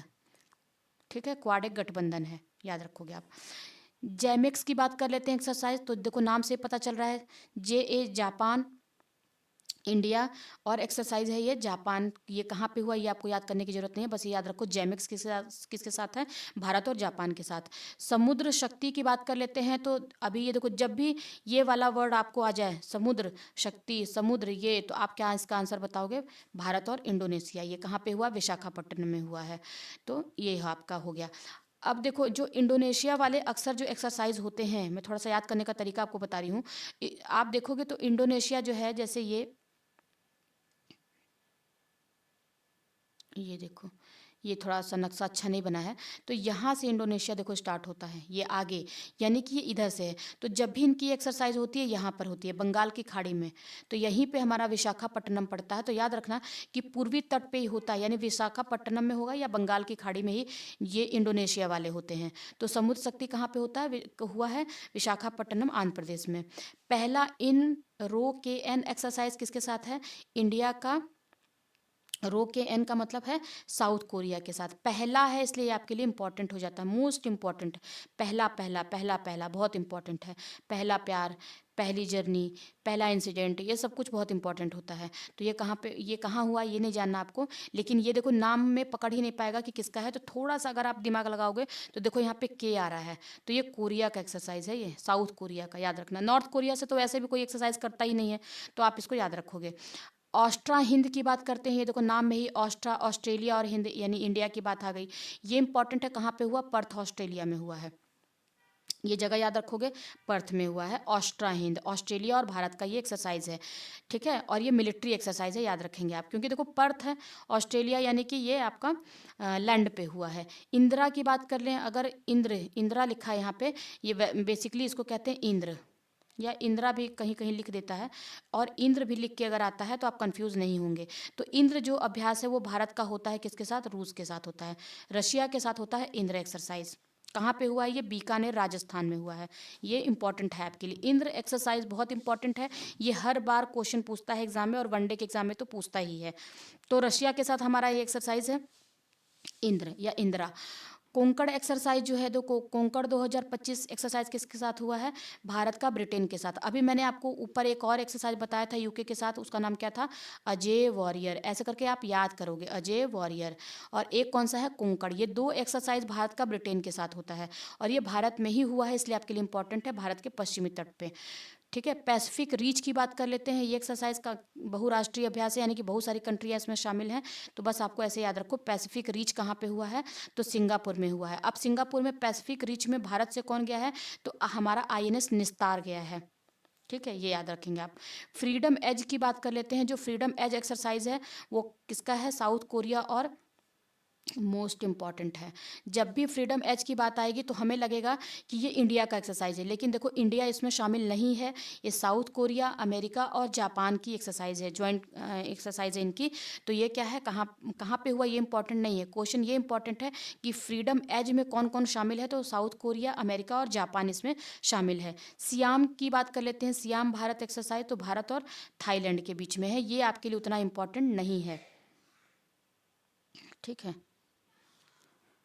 नहीं नहीं नहीं नहीं, एक सेकंड, ये अभी रिसेंट में हुआ है। तो सियाम एक्सरसाइज आपके लिए इंपॉर्टेंट है, भारत थाईलैंड, थाईलैंड में के बीच होता है ये। पटाया थाईलैंड के बीच, पटाया थाईलैंड में हुआ है। जापाड़ की बात करते हैं, मोस्ट इंपॉर्टेंट जापाड़, देखो नाम से ही लग रहा है कि ये क्या है, बहुराष्ट्रीय अभ्यास है जापाड़, यानी कि बहुराष्ट्रीय आपका ये है। और किसके बीच में हुआ है, रूस और बेलारूस के बीच में, बेलारूस में हुआ है, के बीच में नहीं हुआ है। इसमें ये इसका आयोजन रूस और बेलारूस में हुआ है, लेकिन इसमें शामिल बहुत सारी कंट्रियां हैं, याद रखना आप। बहुराष्ट्रीय, और इसका नाम क्या है, जापाड़, ऐसे याद रखोगे आप। 2025 युद्धाभ्यास की बात कर लेते हैं, तो ये देखो ये भारत और अमेरिका के बीच में है युद्धाभ्यास। भारत और अमेरिका के बीच में आपको पता ही है, हमेशा युद्ध लगा रहता है। ट्रम्प है, कभी टैक्स लगाते हैं, कभी कुछ करते हैं, तो एक वैचारिक युद्ध भी होता ही रहता है। तो युद्धाभ्यास ऐसे करके आप याद कर सकते हो कि अमेरिका का ही हमेशा, अमेरिका के साथ, अमेरिका का जो है कंपटीशन किससे होता है, भारत से। हमेशा उनके दिमाग में युद्ध चलता रहता है कि भारत के लिए कौन सी ऐसी चीज़ करें जिससे भारत क्या हो, बैकफुट पे आए। तो ये किसका है युद्धाभ्यास, भारत और अमेरिका के बीच में होता है, और इस बार ये अमेरिका में हुआ है। ब्राइट स्टार की बात करते हैं, तो ये कहाँ पे हुआ है, ब्राइट स्टार मिस्र में हुआ है, बहुराष्ट्रीय अभ्यास है। तो ये इंपॉर्टेंट है आपके लिए। कहाँ पे हुआ है? मिस्र में हुआ है। मैत्री अभ्यास की बात कर लेते हैं। मैत्री अभ्यास जो है भारत और थाईलैंड के बीच में है। अगर मित्र अभ्यास, मैंने ऊपर देखा, अभी आपको बताया कि अगर मित्र की बात करता है तो आप क्या बताओगे? जब भी मित्र की बात आएगी तो आप श्रीलंका का नाम बताओगे, लेकिन मैत्री की बात आएगी, देखो यहीं पे मैं कोरिलेट कर रही हूँ आपको, तो आप बताओगे कि मैत्री किसके साथ है? थाईलैंड के साथ है। और ये कहाँ पे हुआ है? इसलिए इंपॉर्टेंट हो जाता है क्योंकि ये उमरोई मेघालय में हुआ है, इसलिए और भी ज़्यादा इंपॉर्टेंट है ये आपके लिए। अगला देख लेते हैं। स्लीनेक्स अभ्यास की बात करते हैं तो ये नाम से ही देखो पता चल रहा है, श्रीलंका और इंडिया एक्सरसाइज, यानी कि भारत और श्रीलंका के बीच में है, और ये कोलंबो श्रीलंका में ही हुआ है। तो जा माता मोस्ट इंपॉर्टेंट है ये। जा माता, देखो जा से जापान और माता यानी कि भारत माता, तो भारत और जापान के बीच में ये एक्सरसाइज हुआ है। उससे भी ज़्यादा इंपॉर्टेंट ये है कि जामाता हुआ कहाँ पे है? तो चेन्नई के तट पे हुआ है, तमिलनाडु में, याद रखेंगे आप। समन्वय शक्ति की बात करते हैं तो भारतीय सेना का है ये। कहाँ पे हुआ है ये इंपॉर्टेंट नहीं है, बस ये याद रखो कि समन्वय शक्ति जो है भारतीय सेना का है। सस्टेनेबल पावर 1404 एक्सरसाइज किसका है? तो ईरान का है ये एक्सरसाइज, बस ऐसे याद रखना है आपको। Bold Kurukshetra, bold Kurukshetra important है आपके लिए क्योंकि ये सिंगापुर के साथ, भारत और सिंगापुर का है, और ये भारत में हुआ है, जोधपुर में, इसलिए इंपॉर्टेंट है। बोल्ड कुरुक्षेत्र कहाँ का है? आप देखो नाम से याद रखो, ऐसे देखो, ये भारत और सिंगापुर का तो है, लेकिन कहाँ पे हुआ कैसे याद रहेगा? कुरुक्षेत्र एरिया कहाँ पे है? जहाँ पे महाभारत हुआ था, और महाभारत वाला एरिया कौन सा है? राजस्थान और हरियाणा वाला क्षेत्र है, तो कुरुक्षेत्र ऐसे अंदाजा लगा सकते हो आप ये कि राजस्थान में ही ये हुआ है, और अक्सर यहीं पे होता है ये। प्रचंड शक्ति की बात कर लेते हैं तो ये भारतीय सेना का तकनीकी प्रदर्शन का ये है एक्सरसाइज। उन्होंने अपना ये प्रदर्शन किया है, देशों को दिखाने के लिए किया जाता है कि हमारे पास इतनी कैपेसिटी है कि हम किसी को भी मुंह तोड़ जवाब दे सकते हैं। तो इम्पॉर्टेंट तब हो जाता है जब ये देखो मेरठ के खड़ग फील्ड ट्रेनिंग एरिया में हुआ है। किस डिवीजन में हुआ? तो राम डिवीजन में। कैसे याद रखोगे? प्रचंड शक्ति अभ्यास कहाँ पे हुआ है? मेरठ के राम डिवीजन में, ऐसे याद रखेंगे आप। सिम्बेक्स की बात कर लेते हैं, देखो सिम्बेक्स, तो ये किसके साथ हुआ? भारत का सिंगापुर के साथ, सिंगापुर और इंडिया का है ये सिम्बेक्स, यही याद रखना है आपको, भारत और इंडिया का। पैसेज की बात कर लेते हैं। पैसेक्स कहाँ पे हुआ है? भारत का ग्रीस के साथ है, इंपॉर्टेंट है ये। पैसेक्स एक्सरसाइज अभी 2025 में हुई है, भारत और ग्रीस का है ये, और ये कहाँ पे हुआ है? मुंबई के पास हुआ है, ठीक है, अरब सागर में। पैसिक्स एक्सरसाइज भारत और ग्रीस का, ग्रीस याद रखना, मिस्र नहीं, मिस्र मत करना इसको, तो ये ग्रीस है पैसिक्स एक्सरसाइज में, और ये कहाँ पे हुआ? अरब सागर में, मुंबई के तट पे। नोमैडिक की बात कर लेते हैं। नोमैडिक एलिफेंट की तो मंगोलिया है। नोमैडिक मतलब क्या होता था? आप देखोगे, आपने उसका नाम सुना होगा, अभी मैं बताती हूँ। नोमैडिक का मतलब होता है घुमक्कड़, जो घुमक्कड़ लोग होते हैं। तो जो हलाकू थे और बहुत सारे हमारे जनजाति जिन्होंने भारत पे आक्रमण भी किया था, तो उसमें नोमैडिक वो कौन थे? घुमक्कड़ लोग थे, जनजातियाँ हुआ करती थी। तो ये कहाँ के थे? वो मंगोलिया के। अब मंगोल का कौन सा शासक था, आप बताओ? तो उससे आप याद कर सकते हो, भारत का नोमैडिक एलिफेंट किसके साथ है? भारत मंगोलिया का। और ये कहाँ पे हुआ है? उलान बटोर, मंगोलिया की कैपिटल है, यहीं पे हुआ है, मंगोलिया में ही हुआ है, ठीक है। शक्ति अभ्यास की बात कर लेते हैं तो भारत और फ्रांस का भी मैंने आपको बताया है कि शक्ति ऊपर भारत और फ्रांस के बीच में है, और ये फ्रांस में हुई है, ये इंपॉर्टेंट नहीं है। पहला टाइगर क्लॉ, मोस्ट इंपॉर्टेंट है ये, अगर टाइगर क्लॉ, क्योंकि ये पहला है तो भारत का अमेरिका के साथ है। अब अमेरिका हमेशा अपनी रौब दिखाता है कि मैं ही सबसे ऊपर हूँ। भारत ने भी कहा कि हम भी टाइगर हैं, हम किसी के आगे झुकते नहीं हैं। तो टाइगर क्लॉ दोनों आपस में मिल गए, भारत और अमेरिका का है ये। और ये कहाँ पे हुआ? गरुड़ रेजिमेंट प्रशिक्षण केंद्र, उत्तर प्रदेश में हुआ है, आप इसको याद रखेंगे। टाइगर क्लॉ अमेरिका के साथ, क्योंकि इनकी जो टाइगर गिरी है ना, वो भारत ने झाड़ दी है। खान क्वेस्ट की बात करते हैं तो ये बहुराष्ट्रीय अभ्यास है खान क्वेस्ट, और ये कहाँ पे है? मंगोलिया में। पहले तो ये होता था खान क्वेस्ट भारत के साथ, लेकिन अभी क्या किया गया, इसमें बहुराष्ट्रों को जोड़ दिया गया है। तीस्ता प्रहार की बात करते हैं। तीस्ता प्रहार कहाँ पे है? भारतीय सेना का है, और आपको पता है कि तीस्ता रिवर कहाँ से फ्लो होती है? तो पश्चिम बंगाल से, तो ये वहीं पे हुआ है तीस्ता प्रहार, तीस्ता नदी से याद रखोगे आप, पश्चिम बंगाल। सेना का अभ्यास है ये। डेजर्ट फ्लैग की बात करते हैं तो देखो ये डेजर्ट फ्लैग, अगर डेजर्ट नाम से कैसी कंट्री याद आती है आपको? क्योंकि ये बहुराष्ट्रीय अभ्यास है, तो ऐसी कंट्री जहाँ पे क्या होंगे? रेत वेत ज़्यादा होंगे। तो डेजर्ट फ्लैग क्या है? बहुराष्ट्रीय अभ्यास है जो यूएई में हुआ है, और ये क्वेश्चन पूछा गया है, इसलिए ये आपके लिए इम्पॉर्टेंट है कि डेजर्ट फ्लैग कहाँ पे हुआ है, यूएई में हुआ है, संयुक्त अरब अमीरात में हुआ है। दस्तलिक की बात करते हैं, ये कहाँ पे है, तो भारत और उज्बेकिस्तान के बीच में होता है और ये भारत के पुणे में हुआ है इस साल। डस्टलिक अभ्यास तो भारत के पुणे में भारत और उज्बेकिस्तान के साथ है। डस्टलिक उज्बेकिस्तान के साथ है, डस्टलिक उज्बेकिस्तान के साथ है, याद करना इसको। टाइगर ट्रायम्फ की बात करते हैं, ट्रायम्फ ट्रम्प ऐसे याद रखोगे तो ये जाहिर सी बात है कि ट्रम्प चाचा याद आएंगे आपको, तो अमेरिका हो जाएगा। Tiger Triumph, Trump Trump Trump ऐसे याद रखोगे। टाइगर तो अपना भारत है ही, और ट्रम्प है अपने, तो भारत और अमेरिका के बीच में विशाखापट्टनम में हुआ है। इंद्र की बात करते हैं, अभी हमने देखा कि ये कौन सा है, रूस का है। मैंने आपसे पूछा था कि मंगोल का कौन सा ऐसा शासक था जो मंगोलिया से आगे बढ़ के और पूरे मध्य एशिया को होते हुए उसने जीता। आप बताओ उसका नाम क्या है, सोच के बताओ। और फ्रेंड्स, अगर आपको वीडियो अच्छी लगती है तो प्लीज़ आप लाइक करना, सब्सक्राइब करो और मुझे कमेंट करना कि अगर आपके लिए ये वीडियो बेनिफिशियल है कि नहीं, कि कहाँ पे आपको दिक्कत आ रही है चीज़ों को समझने में। आप मुझे कमेंट करो ताकि मैं आपके लिए और अच्छी अच्छी वीडियो बना पाऊँ, ठीक है। तो थोड़ा और स्पीड में देखते हैं, तो प्लीज़ अभी लाइक करो, अभी अभी इसको आगे करके फिर आगे बढ़ते हैं। देखो, अब बिहार विधानसभा चुनाव की बात आती है, मोस्ट इंपॉर्टेंट हो जाता है क्योंकि आप बिहार का पेपर देने जा रहे हो। अभी फिलहाल जो बिहार दरोगा वाले बच्चे हैं तो वो तो इसको अच्छे से पढ़ के जाएंगे। तो ये पहले तो हमें यही याद रखना है कि बिहार में जो चुनाव हुआ है वो कौन सा था, कौन सी विधानसभा गठित हुई है, तो हुई है 18वीं। एक फैक्ट आपके लिए हो गया। क्वेश्चन अभी मैं प्रीवियस ईयर का देख रही थी तो उसमें ये पूछा हुआ है कि अधिसूचना जो ये 18वीं विधानसभा के चुनाव के लिए अधिसूचना कितने तारीख को जारी हुई थी। तो आप ये डेट याद रखोगे कि 6 अक्टूबर को 2025 को इसकी अधिसूचना जारी हुई थी। बिल्कुल स्किप नहीं करोगे, ये अधिसूचना वाली डेट आप याद रखोगे कि चुनाव आयोग ने इसके लिए अधिसूचना कब जारी किया, तो 6 अक्टूबर को जारी किया था और 2 चरणों में इसका चुनाव हुआ था। तो ये क्वेश्चन आपसे पूछ सकता है कि जो बिहार विधानसभा का चुनाव है कितने चरणों में हुआ, तो 2 चरणों में।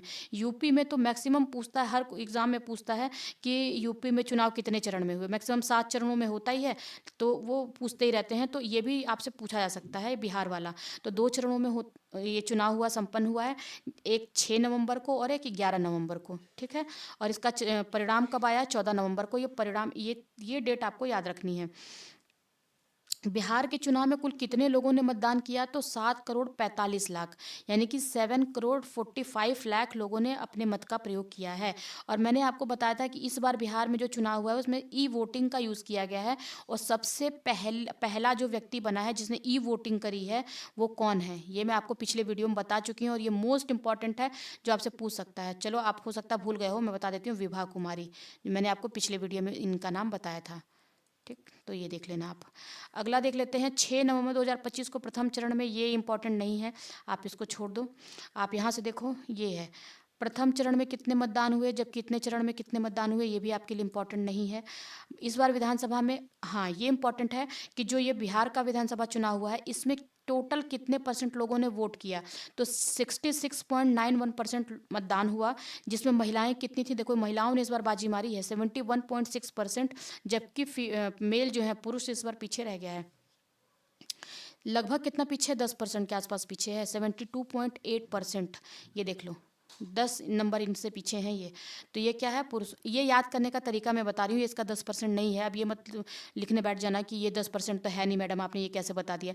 ये मैं आपको दिमाग में बता रही हूँ कि ये देखो 71 से, ये नंबरिंग में याद रखो आप, लगभग 10 के आसपास ये नंबर इनका कम है। तो टोटल वोटिंग कितनी हुई, 66.91% हुआ है, जिसमें महिलाएं कितनी है, 71.6% है, जबकि मेल कितने, पुरुष कितने हैं, 62.8%, यानी कि बाजी किसने मारी, महिलाओं ने। अब आपसे क्वेश्चन ये बनता है, सबसे अच्छा क्वेश्चन है कि बिहार विधानसभा सीट कितनी है, तो आप बताओगे 243 सीट है। पहले तो यही इंपॉर्टेंट हो गया आपके लिए कि बिहार विधानसभा में सीटों की संख्या कितनी है, तो 243, 243 ऐसे याद रखेंगे आप। इसमें सबसे ज़्यादा जो स्पष्ट बहुमत मिला है, ये देखो इससे भी क्वेश्चन पूछ लेते हैं, तो लोक जनतांत्रिक गठबंधन, यानी जिसको एनडीए की पार्टी कहते हैं, इनको स्पष्ट बहुमत मिला है। इनको कितनी सीटें मिली हैं, ये सीटें भी पूछा गया है एग्जाम में, इसलिए आप ध्यान देना, 202 सीटें इनको प्राप्त हुई हैं, और ये एनडीए को। और जबकि आपका एमजीबी है, इसको 35 सीटें प्राप्त हुई हैं और अन्य को 6 सीटें प्राप्त हुई हैं, यानी कि 202 सीटें प्राप्त करके एनडीए ने क्या किया है, स्पष्ट बहुमत प्राप्त कर लिया है। अगला देख लेते हैं। आपको यहाँ पे देखो, जो बिहार के मुख्यमंत्री के रूप में नीतीश कुमार ने कौन सी भी बार शपथ ली है, तो 10वीं बार मुख्यमंत्री बने हैं ये।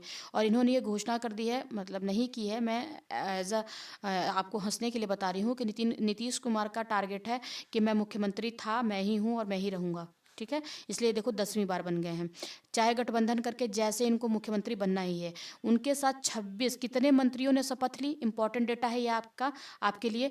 मुख्यमंत्री नीतीश कुमार के साथ कितने अन्य मंत्रियों ने शपथ ली है, तो 26 अन्य मंत्रियों ने शपथ ली है। जिसमें ये जो 26 जो मिनिस्टर्स हैं, इसमें 8 जनता दल के हैं, जनता दल यू के, और 14 जो हैं वो बीजेपी के हैं, 2 लोक जनशक्ति पार्टी के हैं, रामविलास पासवान की जो पार्टी है, और HAM यानी हम और RLM के एक हैं। याद रखेंगे आप, ये क्वेश्चन पूछा हुआ है पिछले एग्जाम में, मैंने देखा है। अब यहाँ से देखो, सबसे बड़ी जीत कहाँ की हुई, सब कहाँ पे हुई है, तो सबसे बड़ी जीत जो है वो 73,572 मतों से रुपौली से जदयू पार्टी के हैं कलांधर मंडल में ने कलाधर मंडल ने जीता है। कहाँ पे, बीमा भारती को हरा के। किसको हराया है, बीमा भारती को कलाधर मंडल ने। और ये किस पार्टी के हैं, जदयू पार्टी के हैं। इनके वोटों के बीच में अंतर कितना है, 73,000, लगभग ऐसे राउंड में याद रखो, 73.5 थाउजेंड के आसपास जो है इनके बीच में डिफरेंस है, 73.5। क्या सबसे छोटी जीत की बात करें तो 27 मतों का अंतर है इन दोनों के बीच में। यानी तो ये आरा जिला के कौन है, जदयू प्रत्याशी राधा चरण शाह ने दर्ज करी है। ठीक है, तो सबसे छोटी जीत किसने दर्ज की है, देखो दोनों जदयू पार्टी के ही हैं। ये जदयू पार्टी किसकी है, ये नीतीश कुमार की ही पार्टी है। तो इस सबसे बड़ी जीत जो है कलाधर ने, इन्होंने कला दिखा दिया भाई, कला दिखा के इतने वोट इन्होंने ये इनको प्राप्त हो गए हैं। कला दिखाने में ये नंबर 1 है, तो कलाधर ने दिखाया है सबसे बड़ी जीत में, बीमा भारती को हरा दिया है। और राधा चरण भाई ये बहुत ज़्यादा दिखा नहीं पाए, ये राधा जी का जप करने में ही रह गए तो जीते, लेकिन अब भगवान इनके साथ में है तो ये जीत ही जाएंगे, लेकिन कम मतों से जीते हैं, ऐसे याद रखोगे आप। मोस्ट इंपॉर्टेंट है आपके लिए कि सबसे कम उम्र में जो विधायक बनी है कौन है, मैथिली ठाकुर हैं, आप जानते हैं ये सिंगर हैं, 25 साल में। और ये कहाँ से बनी है, अलीनगर से। सबसे अधिक उम्र का विधायक कौन बना है इस बिहार विधानसभा में, तो हरिनारायण सिंह एवं विजेंद्र यादव बने हैं। इनका नाम आप याद रखोगे। ये डेटा जो है देखो यहीं पे दे दिया हुआ है, तो थोड़ा सा आप इसको देख लेंगे कि बीजेपी को कितना है, कितने जीते। ये नहीं याद रखना कितने सीट पे लड़े, ये वाला काट दो, ये नहीं याद करना, ये आप हल्का सा देख सकते हो। देखो भाजपा जो है सबसे बड़ी पार्टी है, इनको वोटिंग कितनी मिली है बिहार में, 20% के आसपास। उसके बाद हमारे ये नीतीश कुमार की ही पार्टी है तो 19%। बस ये 2 डेटा आप याद रखो, बाकी का आप छोड़ सकते हो। तो यहाँ से आपके लिए कोई चीज़ इंपॉर्टेंट नहीं है। यहाँ देख लेते हैं, यहाँ बस 2-3 चीज़ें इंपॉर्टेंट हैं। आपको ये याद रखना है कि मुख्यमंत्री कौन बने हैं, तो नीतीश कुमार बने हैं। इस बार बिहार में 2 उप मुख्यमंत्री बने हैं। इंपॉर्टेंट है, ये क्वेश्चन आपसे पूछेगा, ध्यान देना। सम्राट सिंह और विजय कुमार सिन्हा, ये 2 मुख्यमंत्री बने हैं बिहार में, सम्राट चौधरी और विजय कुमार सिन्हा। उसके बाद आपके लिए इंपॉर्टेंट हो जाता है, देखो आप किसका नाम याद रखोगे, मैं बताती हूँ आपको। श्रवण सिंह का नाम याद रखोगे। इनकी कैबिनेट में जो 26 लोगों ने इनके साथ क्या किया, अभी हमने ऊपर पढ़ा था कि शपथ ली है, तो उसमें श्रवण कुमार को क्या दिया गया है, ग्रामीण विकास मंत्रालय दिया गया है। स्वास्थ्य मंत्री हैं हमारे मंगल पांडे। और आगे देख लेते हैं तो एक शिक्षा मंत्रालय आप देख लो किसके पास है, बस इससे ज़्यादा आपका काम हो जाएगा। कृषि विभाग को देख लेते हैं तो रामकृष्ण यादव जी बने हैं कृषि मंत्री। ठीक, यहाँ से उसके बाद ये सुनील कुमार का नाम देखोगे आप, जो शिक्षा मंत्री बने हैं। बाकी कोई भी चीज़ आपके लिए उतनी इंपॉर्टेंट नहीं है, आप इसको स्किप कर सकते हो और आगे बढ़ जाओ। ये सारी चीज़ें वही लिखी हैं जो मैंने ऊपर बताया आपको। अंतर्राष्ट्रीय संस्थान की बात कर लेते हैं, एक दृष्टि में देख लेते हैं, क्योंकि देखो ये थोड़ा सा इंपॉर्टेंट है। वैसे ये चीज़ें हमें याद हैं, लेकिन फिर भी देखते हैं। अगर ILO की बात करते हैं तो सबसे पहले आपके लिए देखो स्टैटिक जीके का पार्ट हो जाता है कि 1919 में इसकी स्थापना हुई थी ILO की। और इसका हेडक्वार्टर कहाँ पे है, जिनेवा में है। और इसके अभी जो महानिदेशक बने हैं वो कौन बने हैं, गिलबर्ट होंगबो। ILO के हेड कौन बने हैं, गिलबर्ट होंगबो। ये कितने सदस्य हैं ये आपको याद करने की जरूरत नहीं है, लेकिन हाँ ये कब बना था, 1919 में। हेडक्वार्टर कहाँ पे है, जिनेवा में है। इंटरपोल की बात कर लेते हैं। इंटरपोल की स्थापना आपके लिए इंपॉर्टेंट है, कब हुई थी, 1923 में हुई थी। और इसका हेडक्वार्टर कहाँ है, लियोन्स फ्रांस में है। याद रखेंगे आप, लियोन्स को स्विट्जरलैंड में मत कर देना, लियोन्स क्या है, फ्रांस में है। और इसके कौन है, जुर्गेन स्टॉक हैं। महानिदेशक। तो ये इंटरपोल में कितने सदस्य हैं ये भी आपके लिए इंपॉर्टेंट नहीं है। कॉमनवेल्थ की बात कर लेते हैं, तो ये इसकी स्थापना कब हुई थी? 1931 में हुई थी। मैं सबकी डेट नहीं बताऊंगी, जो इंपॉर्टेंट है उन्हीं की बताऊंगी। इसका हेडक्वार्टर कहाँ पे है? कॉमनवेल्थ, आपको हम सभी को पता है कि कॉमनवेल्थ वो कंट्रीज़ हैं जो कभी यूके की क्या रही थी, कॉलोनी रही थी, यानी उपनिवेश रही थी। तो इसका हेडक्वार्टर जाहिर सी बात है यूके में ही होगा। शर्ली बोचवे मैंने आपको बताया था कि पहली महिला हैं जो अफ्रीका से संबंधित हैं, जो इसकी हेड बनी है राष्ट्रमंडल की। अब शर्ली बोचवे कहाँ की थी? घाना की हैं कि जिम्बाब्वे की हैं, ये आप मुझे बताओगे। संयुक्त राष्ट्र संघ यूएनओ की स्थापना कब हुई थी? हम सभी को पता 1945 में हुई थी। और इसका हेडक्वार्टर कहाँ पे है? न्यूयॉर्क में है। ठीक है, इसके हेड कौन कौन है इस समय वर्तमान में? तो एंटोनियो गुटेरेस हैं। ये इंपॉर्टेंट है आपके लिए। इसमें कितने देश अभी सदस्य देश हैं यूएनओ में? तो 193। और लेटेस्ट मेंबर की बात करते हैं कि सबसे आखिरी में कौन सदस्य बना है, यानी 193वां सदस्य कौन है? तो दक्षिणी सूडान का नाम बताओगे, जिसकी कैपिटल क्या है? जुबा, क्या जुबा केसरी क्या है, आप बताओगे।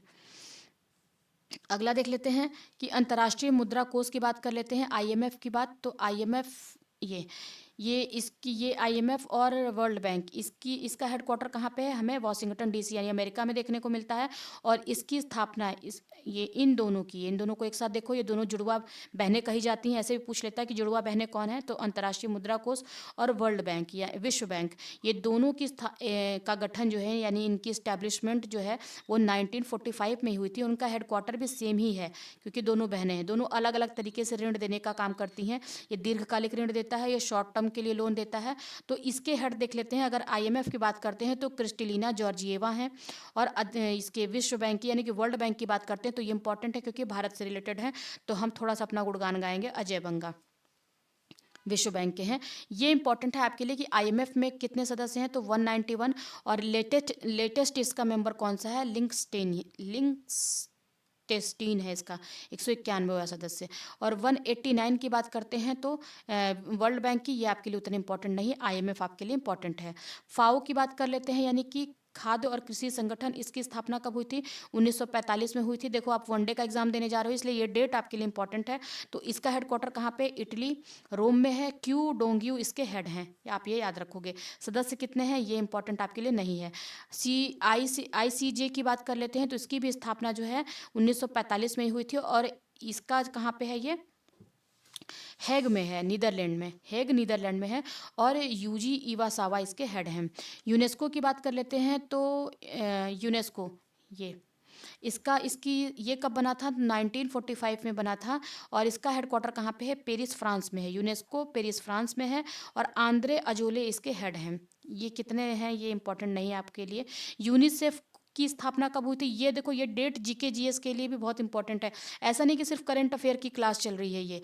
मैं इस चीज़ को भी अगर मैं चाहूँ तो स्किप करके आगे निकल जाऊँ कि भाई ये तो जीके जीएस का पार्ट है, लेकिन अगर आप बिहार दरोगा में अपियर हो रहे हैं तो यहाँ से क्वेश्चन बनेगा ही बनेगा। या फिर वनडे का आप किसी भी स्टेट में एग्जाम दे रहे हो तो याद रखना। और फ्रेंड्स प्लीज़ लाइक करो, लाइक सब्सक्राइब प्लीज़ अभी करो। और कमेंट करिए, आप शेयर करिए अपने दोस्तों तक, ताकि मैं आपके लिए और अच्छी अच्छी वीडियो बना पाऊँ। और मैं अभी देखो मेरे पास थोड़ी सी चीज़ें नहीं है, सिस्टम हमारे पास कम है, इसलिए मैं थोड़े में ही आपको ये वीडियो बना के दे रही हूँ। हो सकता है आगे मेरे पास सिस्टम हो, अवेलेबल हो, तो मैं आपके लिए बड़े प्लेटफॉर्म पे ये वीडियो बनाऊँ।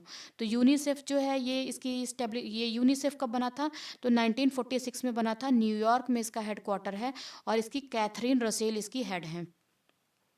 WHO की बात करते हैं तो ये 1948 में ये बना था, स्विट्जरलैंड जेनेवा में।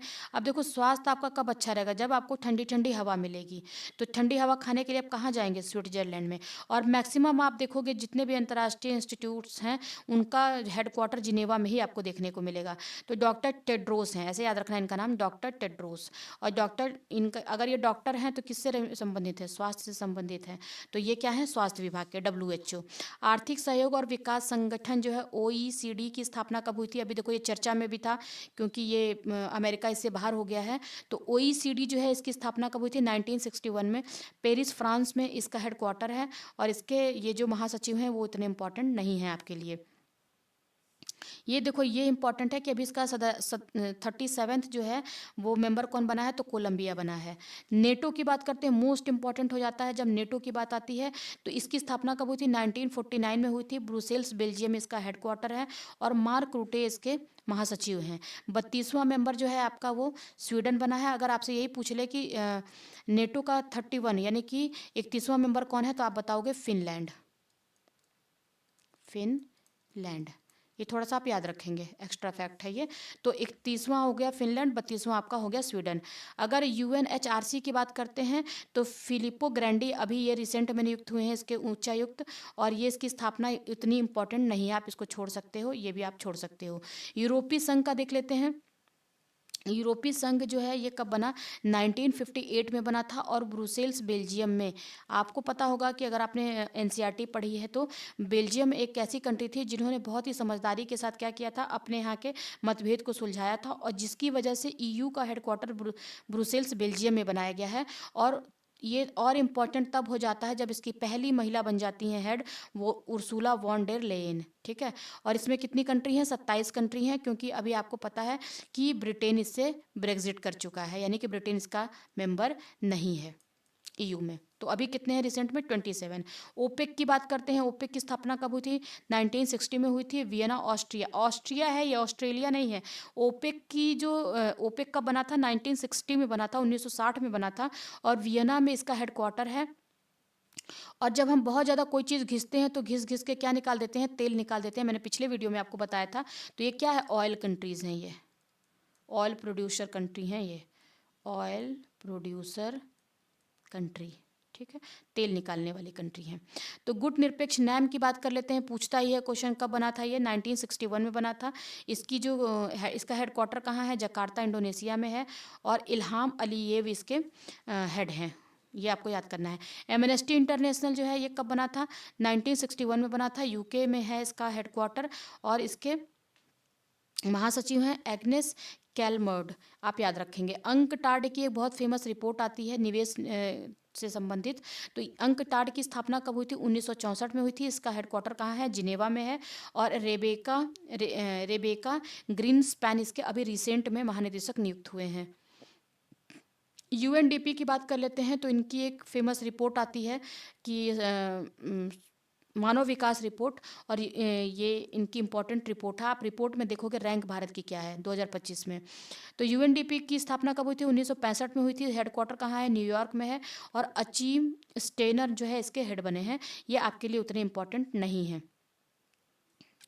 नहीं, ये अभी रिसेंट में देखो नियुक्त हुए हैं अचीम स्टेनर, याद रखना इसको, क्योंकि रिसेंट की नियुक्तियां हमारे लिए इंपॉर्टेंट होती हैं। एशियाई विकास बैंक का की स्थापना कब हुई, 1966 में हुई। और मैंने आपको अभी कितनी बार ये से वीडियो बनाते बनाते ही बता दिया है कि मसातो कांडा इसके हेड हैं, और मनीला फिलीपींस में इसका हेडक्वार्टर है।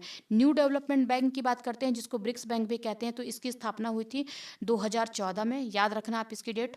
और इसका हेडक्वार्टर जो है ब्रिक्स बैंक का, यानी कि न्यू डेवलपमेंट बैंक का जो हेडक्वार्टर है वो शंघाई चीन में है, और डिल्मा रूसेफ जो ब्राज़ील के हैं वो इसके क्या हैं, हेड हैं। इंपॉर्टेंट है ये ब्रिक्स, याद रखना, इसको ब्रिक्स बैंक भी कहते हैं। दक्षिण पूर्व एशियाई देशों का संगठन यानी कि आसियान की बात करते हैं। तो आसियान की स्थापना कब हुई, 1967 में हुई थी, और जकार्ता इंडोनेशिया में इसका हेडक्वार्टर है। और ये काओ किम हाउर्न, ये आपके लिए उतने इंपॉर्टेंट नहीं हैं। दक्षेस की बात कर लेते हैं, इंपॉर्टेंट है। इसकी इस्टेब्लिशमेंट कब हुआ, 1985 में। काठमांडू नेपाल में इसका क्या है, हेडक्वार्टर है, और मोहम्मद गुलाम सरवर इसके हेड हैं। G15 आपके लिए उतना इंपॉर्टेंट नहीं है, आप इसको छोड़ सकते हो। एपेक की बात कर लेते हैं। एपेक जो है इसकी स्थापना कब हुई थी, 1989 में हुई थी, यानी कि 1989 में हुई, और एपेक का मुख्यालय कहाँ पे है, सिंगापुर में है। संयुक्त राष्ट्र मानवाधिकार परिषद जो है ये संयुक्त राष्ट्र मानवाधिकार परिषद की बात करते हैं तो 2006 जेनेवा में, स्विट्जरलैंड में। और यूएनएचआरसी, एक सेकेंड, आप देखो, ये है UNHRC ये क्या है, संयुक्त राष्ट्र शरणार्थी उच्चायुक्त है ना। तो इसके जो बने हैं ये याद रखना आप, फिलिप ग्रैंडी बने हैं, याद रखेंगे। लेकिन ये वाला UNH जो RC है ये संयुक्त राष्ट्र मानवाधिकार परिषद है, जिसकी स्थापना 2006 में हुई है, याद रखेंगे आप। ये जिनेवा स्विट्जरलैंड में इसका हेडक्वार्टर है। फ्रेडरिको विलेगास इसके हेड हैं। अगर WTO की बात करते हैं तो ये कब बना था, 1995 में, 1995 में बना था, गैट की जगह पे। और जिनेवा, देखो आप जितने भी देख रहे हो ना, जिनेवा जिनेवा जिनेवा, हर सबका जिनेवा में ही है। तो आप जिसका जिनेवा में नहीं है वो बस आप याद कर लो। और ये इंपॉर्टेंट नाकोजी ओंकोजो इवेला, ये कहाँ की, मतलब ये क्या है, ये इसकी पहली महिला हेड है। और ये कहाँ की, आप बताओगे नाइजीरिया की हैं कि नामीबिया की हैं, ये आप मुझे कमेंट करके बताओगे। WTO का। और इसका लेटेस्ट मेंबर कौन बना है WTO का, तो तिमोर लिस्ते बना है, ये आप याद रखेंगे। अगला देख लेते हैं, ASEAN की बात कर लेते हैं, उतना इंपॉर्टेंट आपके लिए नहीं है। बिम्स्टेक की बात कर लेते हैं, मोस्ट इंपॉर्टेंट है। Bay of Bengal initiative multi sectoral जो है, ये आपका इनिशिएटिव है, ये कॉपरेशन के लिए, मतलब इकोनॉमिकल से ये कॉपरेशन है ये, इसकी फुल फॉर्म। तो इसकी स्थापना कब हुई थी, 1997 में, यानी कि 1997 में हुई थी। और इसका हेडक्वार्टर कहाँ पे है, ढाका बांग्लादेश में है। इसके जो है वो महासचिव इंपॉर्टेंट हैं, क्योंकि इंद्रमणि पांडे इंडिया के हैं, तो आप याद रखोगे। और बिम्स्टेक में कितनी कंट्री हैं, तो आप ये आपको याद होना चाहिए। इसमें क्या है, बांग्लादेश है, इंडिया है, म्यांमार है, थाईलैंड है, और क्या बोलते हैं, भूटान है, नेपाल है, इस तरीके से करके 7 कंट्रियां हैं। शंघाई सहयोग संगठन की बात करते हैं, SCO की, तो इसकी स्थापना कब हुई थी, 2001 में। और इसका हेडक्वार्टर बीजिंग में है, याद रखना। नाम तो इसका संघाई है, लेकिन ये झूठा है। बीजिंग में ना होके ये कहाँ, संघाई में ना होके कहाँ पे है, बीजिंग में है। और झांग मिंग इसके क्या है, महासचिव हैं। तो ये और इसका ये इम्पॉर्टेंट है आपके लिए कि शंघाई सहयोग संगठन का 10वां सदस्य कौन बना है, यानी कि टोटल इसमें 10 सदस्य हो गए हैं। तो बेलारूस इसका नवीनतम लेटेस्ट मेंबर बना है अभी, बेलारूस। मोस्ट इंपॉर्टेंट है, ये याद रखेंगे आप। अंतर्राष्ट्रीय आपराधिक न्यायालय यानी कि ICC की बात कर लें, इसका जो है कहाँ पे, हेग नीदरलैंड में है। 2002 में इसकी स्थापना हुई थी। पियोत्र हाफमेंस्की जो है इसके हेड हैं। और ये आपके लिए उतना इम्पोर्टेंट नहीं है कि इसमें कितने सदस्य हैं। तो अंतर्राष्ट्रीय अपराध न्यायालय, बस इतना ही देखना है आपको। AU की बात कर लेते हैं, इंपॉर्टेंट है। AU में कितने हैं, 55 सदस्य हैं। और 2002 में इसकी स्थापना हुई थी। अदीस अबाबा में इसका क्या है, इसका हेडक्वार्टर है। अदीस अबाबा किसकी कैपिटल है, क्या बता सकते हो। तो ये अदीस अबाबा जो है वो इथियोपिया इसकी क्या है, कैपिटल है, इथियोपिया की अदीस अबाबा। तो उसी के हैं पॉल कांगमे, इंपॉर्टेंट है ये पॉल कांगमे। और AU के हेड हैं। आपको पता है कि G20 की जो समिट हुई थी उसमें AU को शामिल किया गया था 2023 में, जब ये समिट भारत में हुई थी। इप्सा की बात कर लेते हैं, तो इप्सा क्या है, 2004 में ये बना था इप्सा। लुगानो स्विट्जरलैंड में इसका हेडक्वार्टर है। और इसमें मात्र 3 ही कंट्री हैं इप्सा में। इप्सा नाम से देखो क्या है, ये आपका हो गया इंडिया, ब्राज़ील और साउथ अफ्रीका। इप्सा में 3 ही कंट्री हैं, याद रखना इप्सा। ठीक, ब्रिक्स की बात कर लेते हैं, तो 2009 ब्रिक्स, ठीक है, 2009 में इसकी क्या बोलते हैं, पहली बैठक हुई थी, है ना, शंघाई चीन में।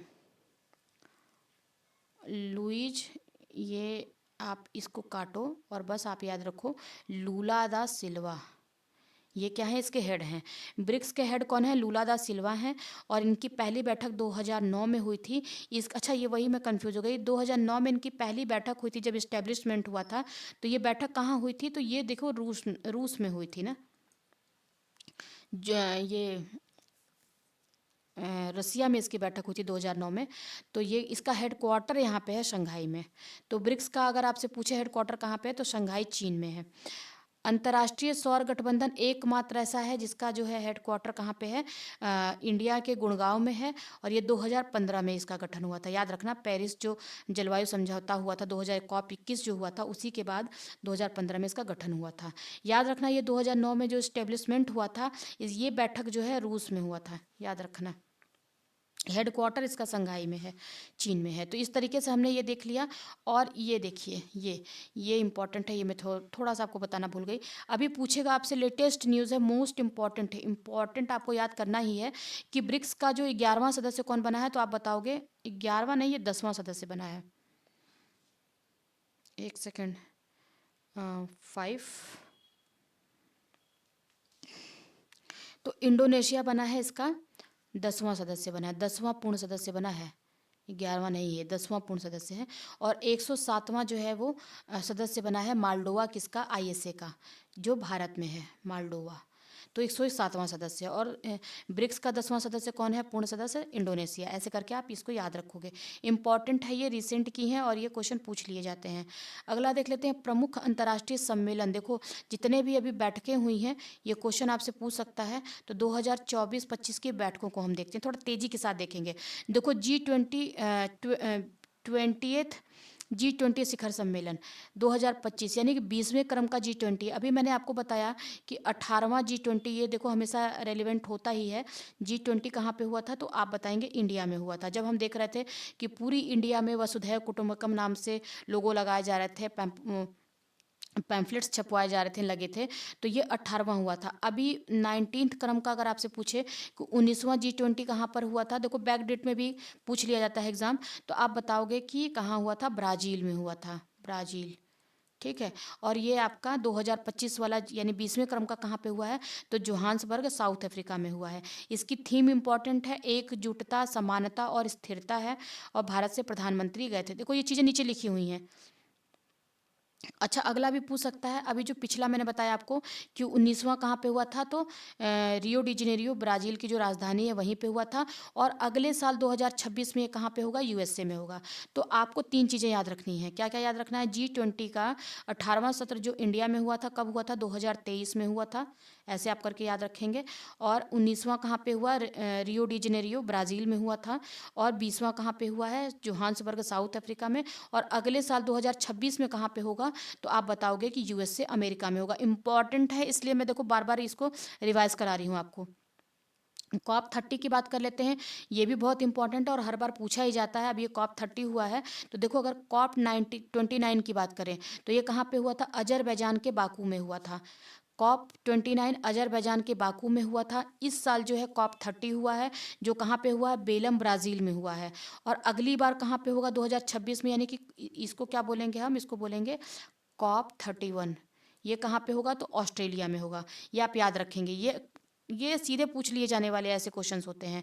अंतर्राष्ट्रीय सौर गठबंधन सभा की बात करते हैं। मैंने आपको बताया कि भारत में ये है इसका हेडक्वार्टर, तो जाहिर सी बात है कि इसका आयोजन कहाँ पे होगा, भारत मंडपम, नई दिल्ली में इसका आयोजन 2025 में हुआ है।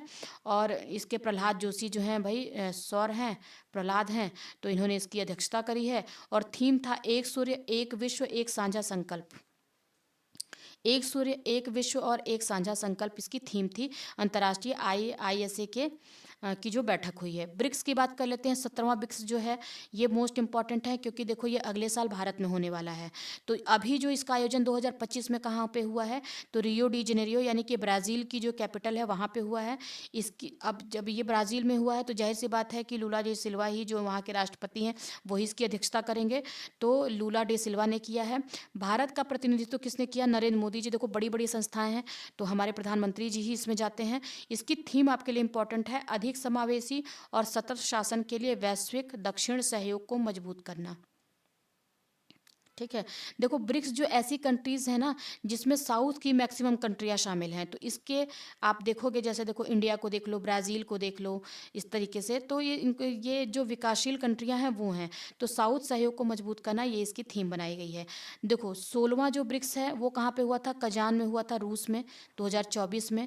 और 17वां अभी हुआ है। और ये 18वां मोस्ट इम्पॉर्टेंट है। ये देखो, ये जो अगले साल होने वाला है भारत में। अब क्वेश्चन आपसे ये पूछेगा कि जो ब्रिक्स की बैठक है वो 2026 में कहाँ पर होगी, तो आप बताओगे भारत में होगी। ठीक, किस क्रम की है ये, तो 18वें क्रम की है। यानी कि 18वें क्रम की हमने 2023 में G20 हम भारत में हो चुका है, वो भी 18वें क्रम का ही था। ठीक, अब हम यानी कि इंडिया जो है वो हर चीज़ में, ऐसे याद कर सकते हो आप, 18वें क्रम की ही मेजबानी कर रहा है। नेटो की बात करते हैं, 35वां नेटो शिखर सम्मेलन 2025 का आयोजन कहाँ पे हुआ? तो हेग नीदरलैंड में हुआ है, ठीक है। और इसका इम्पोर्टेंट नहीं है पिछला, आप बस ये याद रखो कि ये 35वां कहाँ पे हुआ है, तो हेग नीदरलैंड में हुआ है। 51वां G7 आपके लिए इम्पोर्टेंट है। इसकी जो बैठक हुई है 2025 में, कनानैक्सिया कनाडा में हुई है। कनानैक्सिया कनाडा आपके लिए इम्पोर्टेंट है। यहाँ पे हमारे प्रधानमंत्री मोदी जी गए हुए थे, ठीक है। जून में आई थिंक ये बैठक हुई थी। तो और भारत का प्रतिनिधित्व नरेंद्र मोदी जी ने किया था। तो नेटो ये G7 की बैठक जो है अगले साल कहाँ पे होने वाली है, ये आपके लिए इम्पोर्टेंट है कि फ्रांस में होगी। अगला G7 कहाँ पे होगा? फ्रांस में होगा, ठीक है। तो फ्रांस G7 कंट्री का मेंबर भी है। और इसके पहले जो हुआ था 50वां कहाँ पे हुआ था? तो इटली में हुआ था। ये कुछ बड़े बड़े संगठन हैं, इनका आप याद रखोगे। 46वां आसियान शिखर सम्मेलन की बात कर लेते हैं 2025 में। जो आसियान की बैठक है कहाँ पे हुई थी? कुआलालंपुर मलेशिया में हुई थी। इसकी थीम क्या थी? समावेशिता और स्थिरता। समावेशिता और स्थिरता। और इसका जो सम्मेलन है, यही याद करना आपको 2025 वाला, क्योंकि पिछला वाला जो हुआ था तो वियंतियन में हुआ था, यानी कि 44वां। आप ये, और अभी जो होने 45वां हुआ है लाओस। लाओस क्या है? वियंतियन क्या है? लाओस की कैपिटल है, ऐसे याद रखोगे आप। हिंद महासागर रिम एसोसिएशन की बात कर लेते हैं। तो ये वर्चुअली इसका आयोजन किया गया है, मतलब कि ऑनलाइन मोड में किया गया है। और ये कहाँ पे, किसने किया है इसकी अध्यक्षता? तो श्रीलंका में किया है। बस आप, श्रीलंका ने किया है, बस आपको इतना ही याद रखना है और इसका कुछ भी याद नहीं रखना है। 78 नंबर की विश्व स्वास्थ्य सभा की बात कर लेते हैं। तो विश्व, अब देखो, जब भी स्वास्थ्य से रिलेटेड कोई सभा होती है तो जाहिर सी बात है कि हम ठंडी जगह पे जाते हैं, भाई ठंडी ठंडी हवा चाहिए, तभी गर्मी से तो मन उब जाता है। तो जिनेवा स्विट्जरलैंड में इसकी बैठक हुई है, सिर्फ इतना ही याद रखना है। विश्व हाइड्रोजन शिखर सम्मेलन मोस्ट इंपॉर्टेंट है ये आपके लिए, रॉटरडैम यानी नीदरलैंड में हुआ था ये। भारत से कौन गए थे? हमारे संतोष सारंगी जी गए थे। बस इतना याद रखना है कि विश्व का हाइड्रोजन शिखर सम्मेलन कहाँ पे हुआ था। ये भी अगर आप भूल सकते हो तो भूल जाओ, कोई दिक्कत नहीं। बस ये याद रखना कि हमारे प्रधानमंत्री नहीं गए थे, ये याद रखना है कि ऐसा दे दे कि कौन गया था तो प्रधानमंत्री नहीं। रॉटरडैम विश्व हाइड्रोजन शिखर सम्मेलन कहाँ पे हुआ? नीदरलैंड की कैपिटल रॉटरडैम में। अभी क्या है, AI आर्टिफिशियल इंटेलिजेंस पे एक्शन शिखर सम्मेलन कहाँ पे हुआ था? तो ये बहुत इंपॉर्टेंट है, क्योंकि ये देखो, जो पहला वाला हुआ था वो ब्लैचले 2023 में हुआ था, दूसरा वाला सियोल में हुआ था, और ये तीसरा जो है ये ग्रैंड पैलेस पेरिस में हुआ है, फ्रांस में, जिसमें फ्रांस के साथ साथ भारत भी इसमें क्या था? अध्यक्ष था, यानी दोनों मिलके इसकी अध्यक्षता किए हैं। तो नरेंद्र मोदी एवं फ्रांसीसी जो राष्ट्रपति हैं इमैनुअल मैक्रोन, दोनों ने इसकी अध्यक्षता करी है। मोस्ट इंपॉर्टेंट है, आपसे ये भी पूछ सकता है कि AI समिट जो है इंटेलिजेंस यानी कि AI एक्शन शिखर सम्मेलन का पहला, मैंने आपको क्या बताया, मैं लिख देती हूँ यहाँ पे, जो पहली, इसका जो पहला, इसकी पहली बैठक कहाँ पे हुई थी?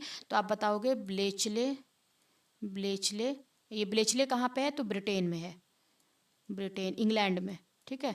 तो ये यहाँ पे हुई थी। दूसरी सियोल साउथ कोरिया में हुई थी, और तीसरी अभी फ्रांस में हुई है, लेकिन अध्यक्षता इसकी भारत के मोदी जी ने भी की है और इमैनुअल मैक्रोन ने भी की है। विश्व आर्थिक मंच की बैठक देखो हर साल होती है, और आपको ये रट लेना है बिल्कुल कि दावोस में ही होती है, बस इतना ही याद कर लेना है। और इसकी थीम आपके लिए इंपॉर्टेंट है, बुद्धिमान युग के लिए सहयोग। अच्छा, यहाँ पे देखो, ये विषय इसका क्या था? सार्वजनिक सेवा, AI कार्य का भविष्य, नवाचार और संस्कृत। आप इतना लंबा मत याद करो। AI में विश्वास और AI का वैश्विक शासन है, ये बस याद करना है आपको, इतना लंबा मत याद करो, यहाँ से क्वेश्चन हो जाएगा। जो AI समिट हुई है जिसकी अध्यक्षता फ्रांस के साथ भारत ने भी की है, मोदी जी ने भी किया है, तो आप इसका विषय क्या है? AI में विश्वास, ये देखो लिखा हुआ है, AI में विश्वास और AI का वैश्विक शासन, ये इसकी थीम थी। आप इस तरीके से इसको याद रखोगे। अगला देख लेते हैं कि क्वाड विदेश मंत्रियों, अच्छा ये रह गया थोड़ा सा, जो इनकी ये बैठक होती है यानी कि दावोस में, विश्व आर्थिक मंच की बैठक, हर साल इनकी बैठक दावोस में ही होती है।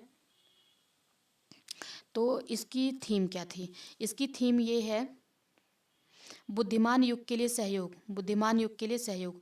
क्वाड के विदेश मंत्रियों की बैठक की बात कर लेते हैं। तो देखो, इस बार क्वाड से रिलेटेड जितनी भी बैठक हुई है सब अमेरिका में ही हुई है, वॉशिंगटन DC में ही। तो बस आप ये याद रखें, और इसमें 4 कंट्रियां, भारत, जापान, ऑस्ट्रेलिया और USA। तो ये कहाँ पे है? वॉशिंगटन DC में इसकी बैठक हुई है। तो और ये भारत से कौन गए थे? हमारे S जयशंकर गए थे।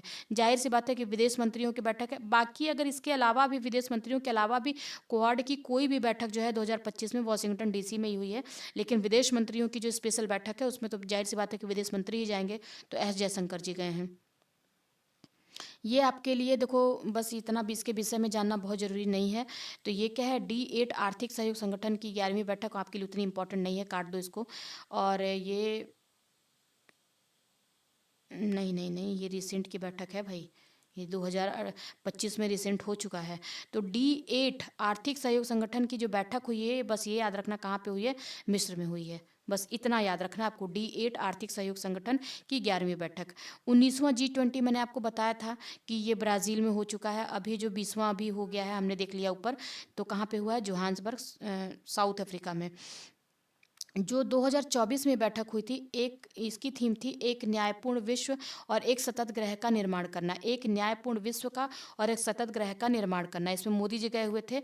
और अभी 20वां जो है वो कहाँ पे हुआ है, ये मैंने ऊपर आपको बताया था कि देखो नई दिल्ली में 2023 में हुआ था भारत मंडपम में, और साउथ अफ्रीका में 2025 जो है ये इस बार ये हुआ है। वसुधैव कुटुंबकम इसकी थीम थी, जो 2023 में हुआ था भारत में, आपने देखा होगा। तो ये वो है। 27वीं राष्ट्रमंडल के शासनाध्यक्ष की बैठक कहाँ हुई है, तो आप बताओगे अपिया सामोआ में हुई है, इसका आयोजन हुआ है। और one resilient common future transforming our commonwealth है, कॉमनवेल्थ के की बैठक हुई है। तो फ्रेंड्स इस तरीके से हमने कुछ करंट अफेयर्स के टॉपिक्स को देखा है अभी, और वीडियो थोड़ी लंबी हो रही है, तो वीडियो को मैं यहाँ पे रोकना चाहूँगी। और मैं ये बताऊँगी कि जितना अभी तक हमने पढ़ लिया है, तो इन चीज़ों को आप रिवाइज करो, 2-3 बार पढ़ोगे जिस तरीके से मैं पढ़ती हूँ, तो चीज़ें आपको बहुत आराम से तैयार होने वाली हैं। और आप देखना आपको ये बिहार SI का पेपर हो गया, या फिर आगे और भी जो वनडे के एग्ज़ाम्स होने वाले हैं, मई तक, जून जुलाई तक जो भी पेपर होने वाले हैं, तो आपका देखो 1 साल का करंट अफेयर बैक डेट में ही तैयार हो जाएगा। अगर आप यूपी PCS भी दे रहे हो, बिहार PCS भी दे रहे हो, कोई सा भी दे रहे हो, तो आपके पेपर सारे आपको जून जुलाई में ही देखने को मिलेंगे, मई जून जुलाई में ही ये होंगे। तो आपको क्या करना होगा, अगर ये पेपर आपका तैयार होता है तो पिछले 1 साल का करंट अफेयर ऐसे ही तैयार होगा। बाकी आपको जनवरी, फरवरी, मार्च, अप्रैल 3-4 महीने के तैयार करने होंगे। तो इस तरीके से ये हमारा करंट अफेयर आसानी से तैयार हो जाएगा। और प्लस इस करंट अफेयर्स में जो ये मैं बता रही हूँ, तो आप देखो इसमें GK GS के भी जो पार्ट है उनको भी मैं स्किप नहीं कर रही हूँ, जो इंपॉर्टेंट है वो भी मैं लेके चल रही हूँ, ताकि आपकी अगर क्वेश्चन वहाँ से पूछता है तो भी आपके क्वेश्चन गलत ना हो। तो फ्रेंड्स अगर आपको मेरी वीडियो अच्छी लगती है तो प्लीज़ इसको लाइक करना, सब्सक्राइब करना और शेयर करना, जिससे मैं क्या हूँ कि आपके लिए और अच्छी अच्छी वीडियो बना पाऊँ, ताकि मुझे एक मोटिवेशन मिलेगा, और मैं मुझे एक प्लेटफॉर्म के ज़रिए मैं आपको आपके सिलेक्शन में मैं एक 4 चाँद लगा पाऊँ। तो चलो फिर मिलते हैं नेक्स्ट वीडियो में, तब तक के लिए थैंक यू।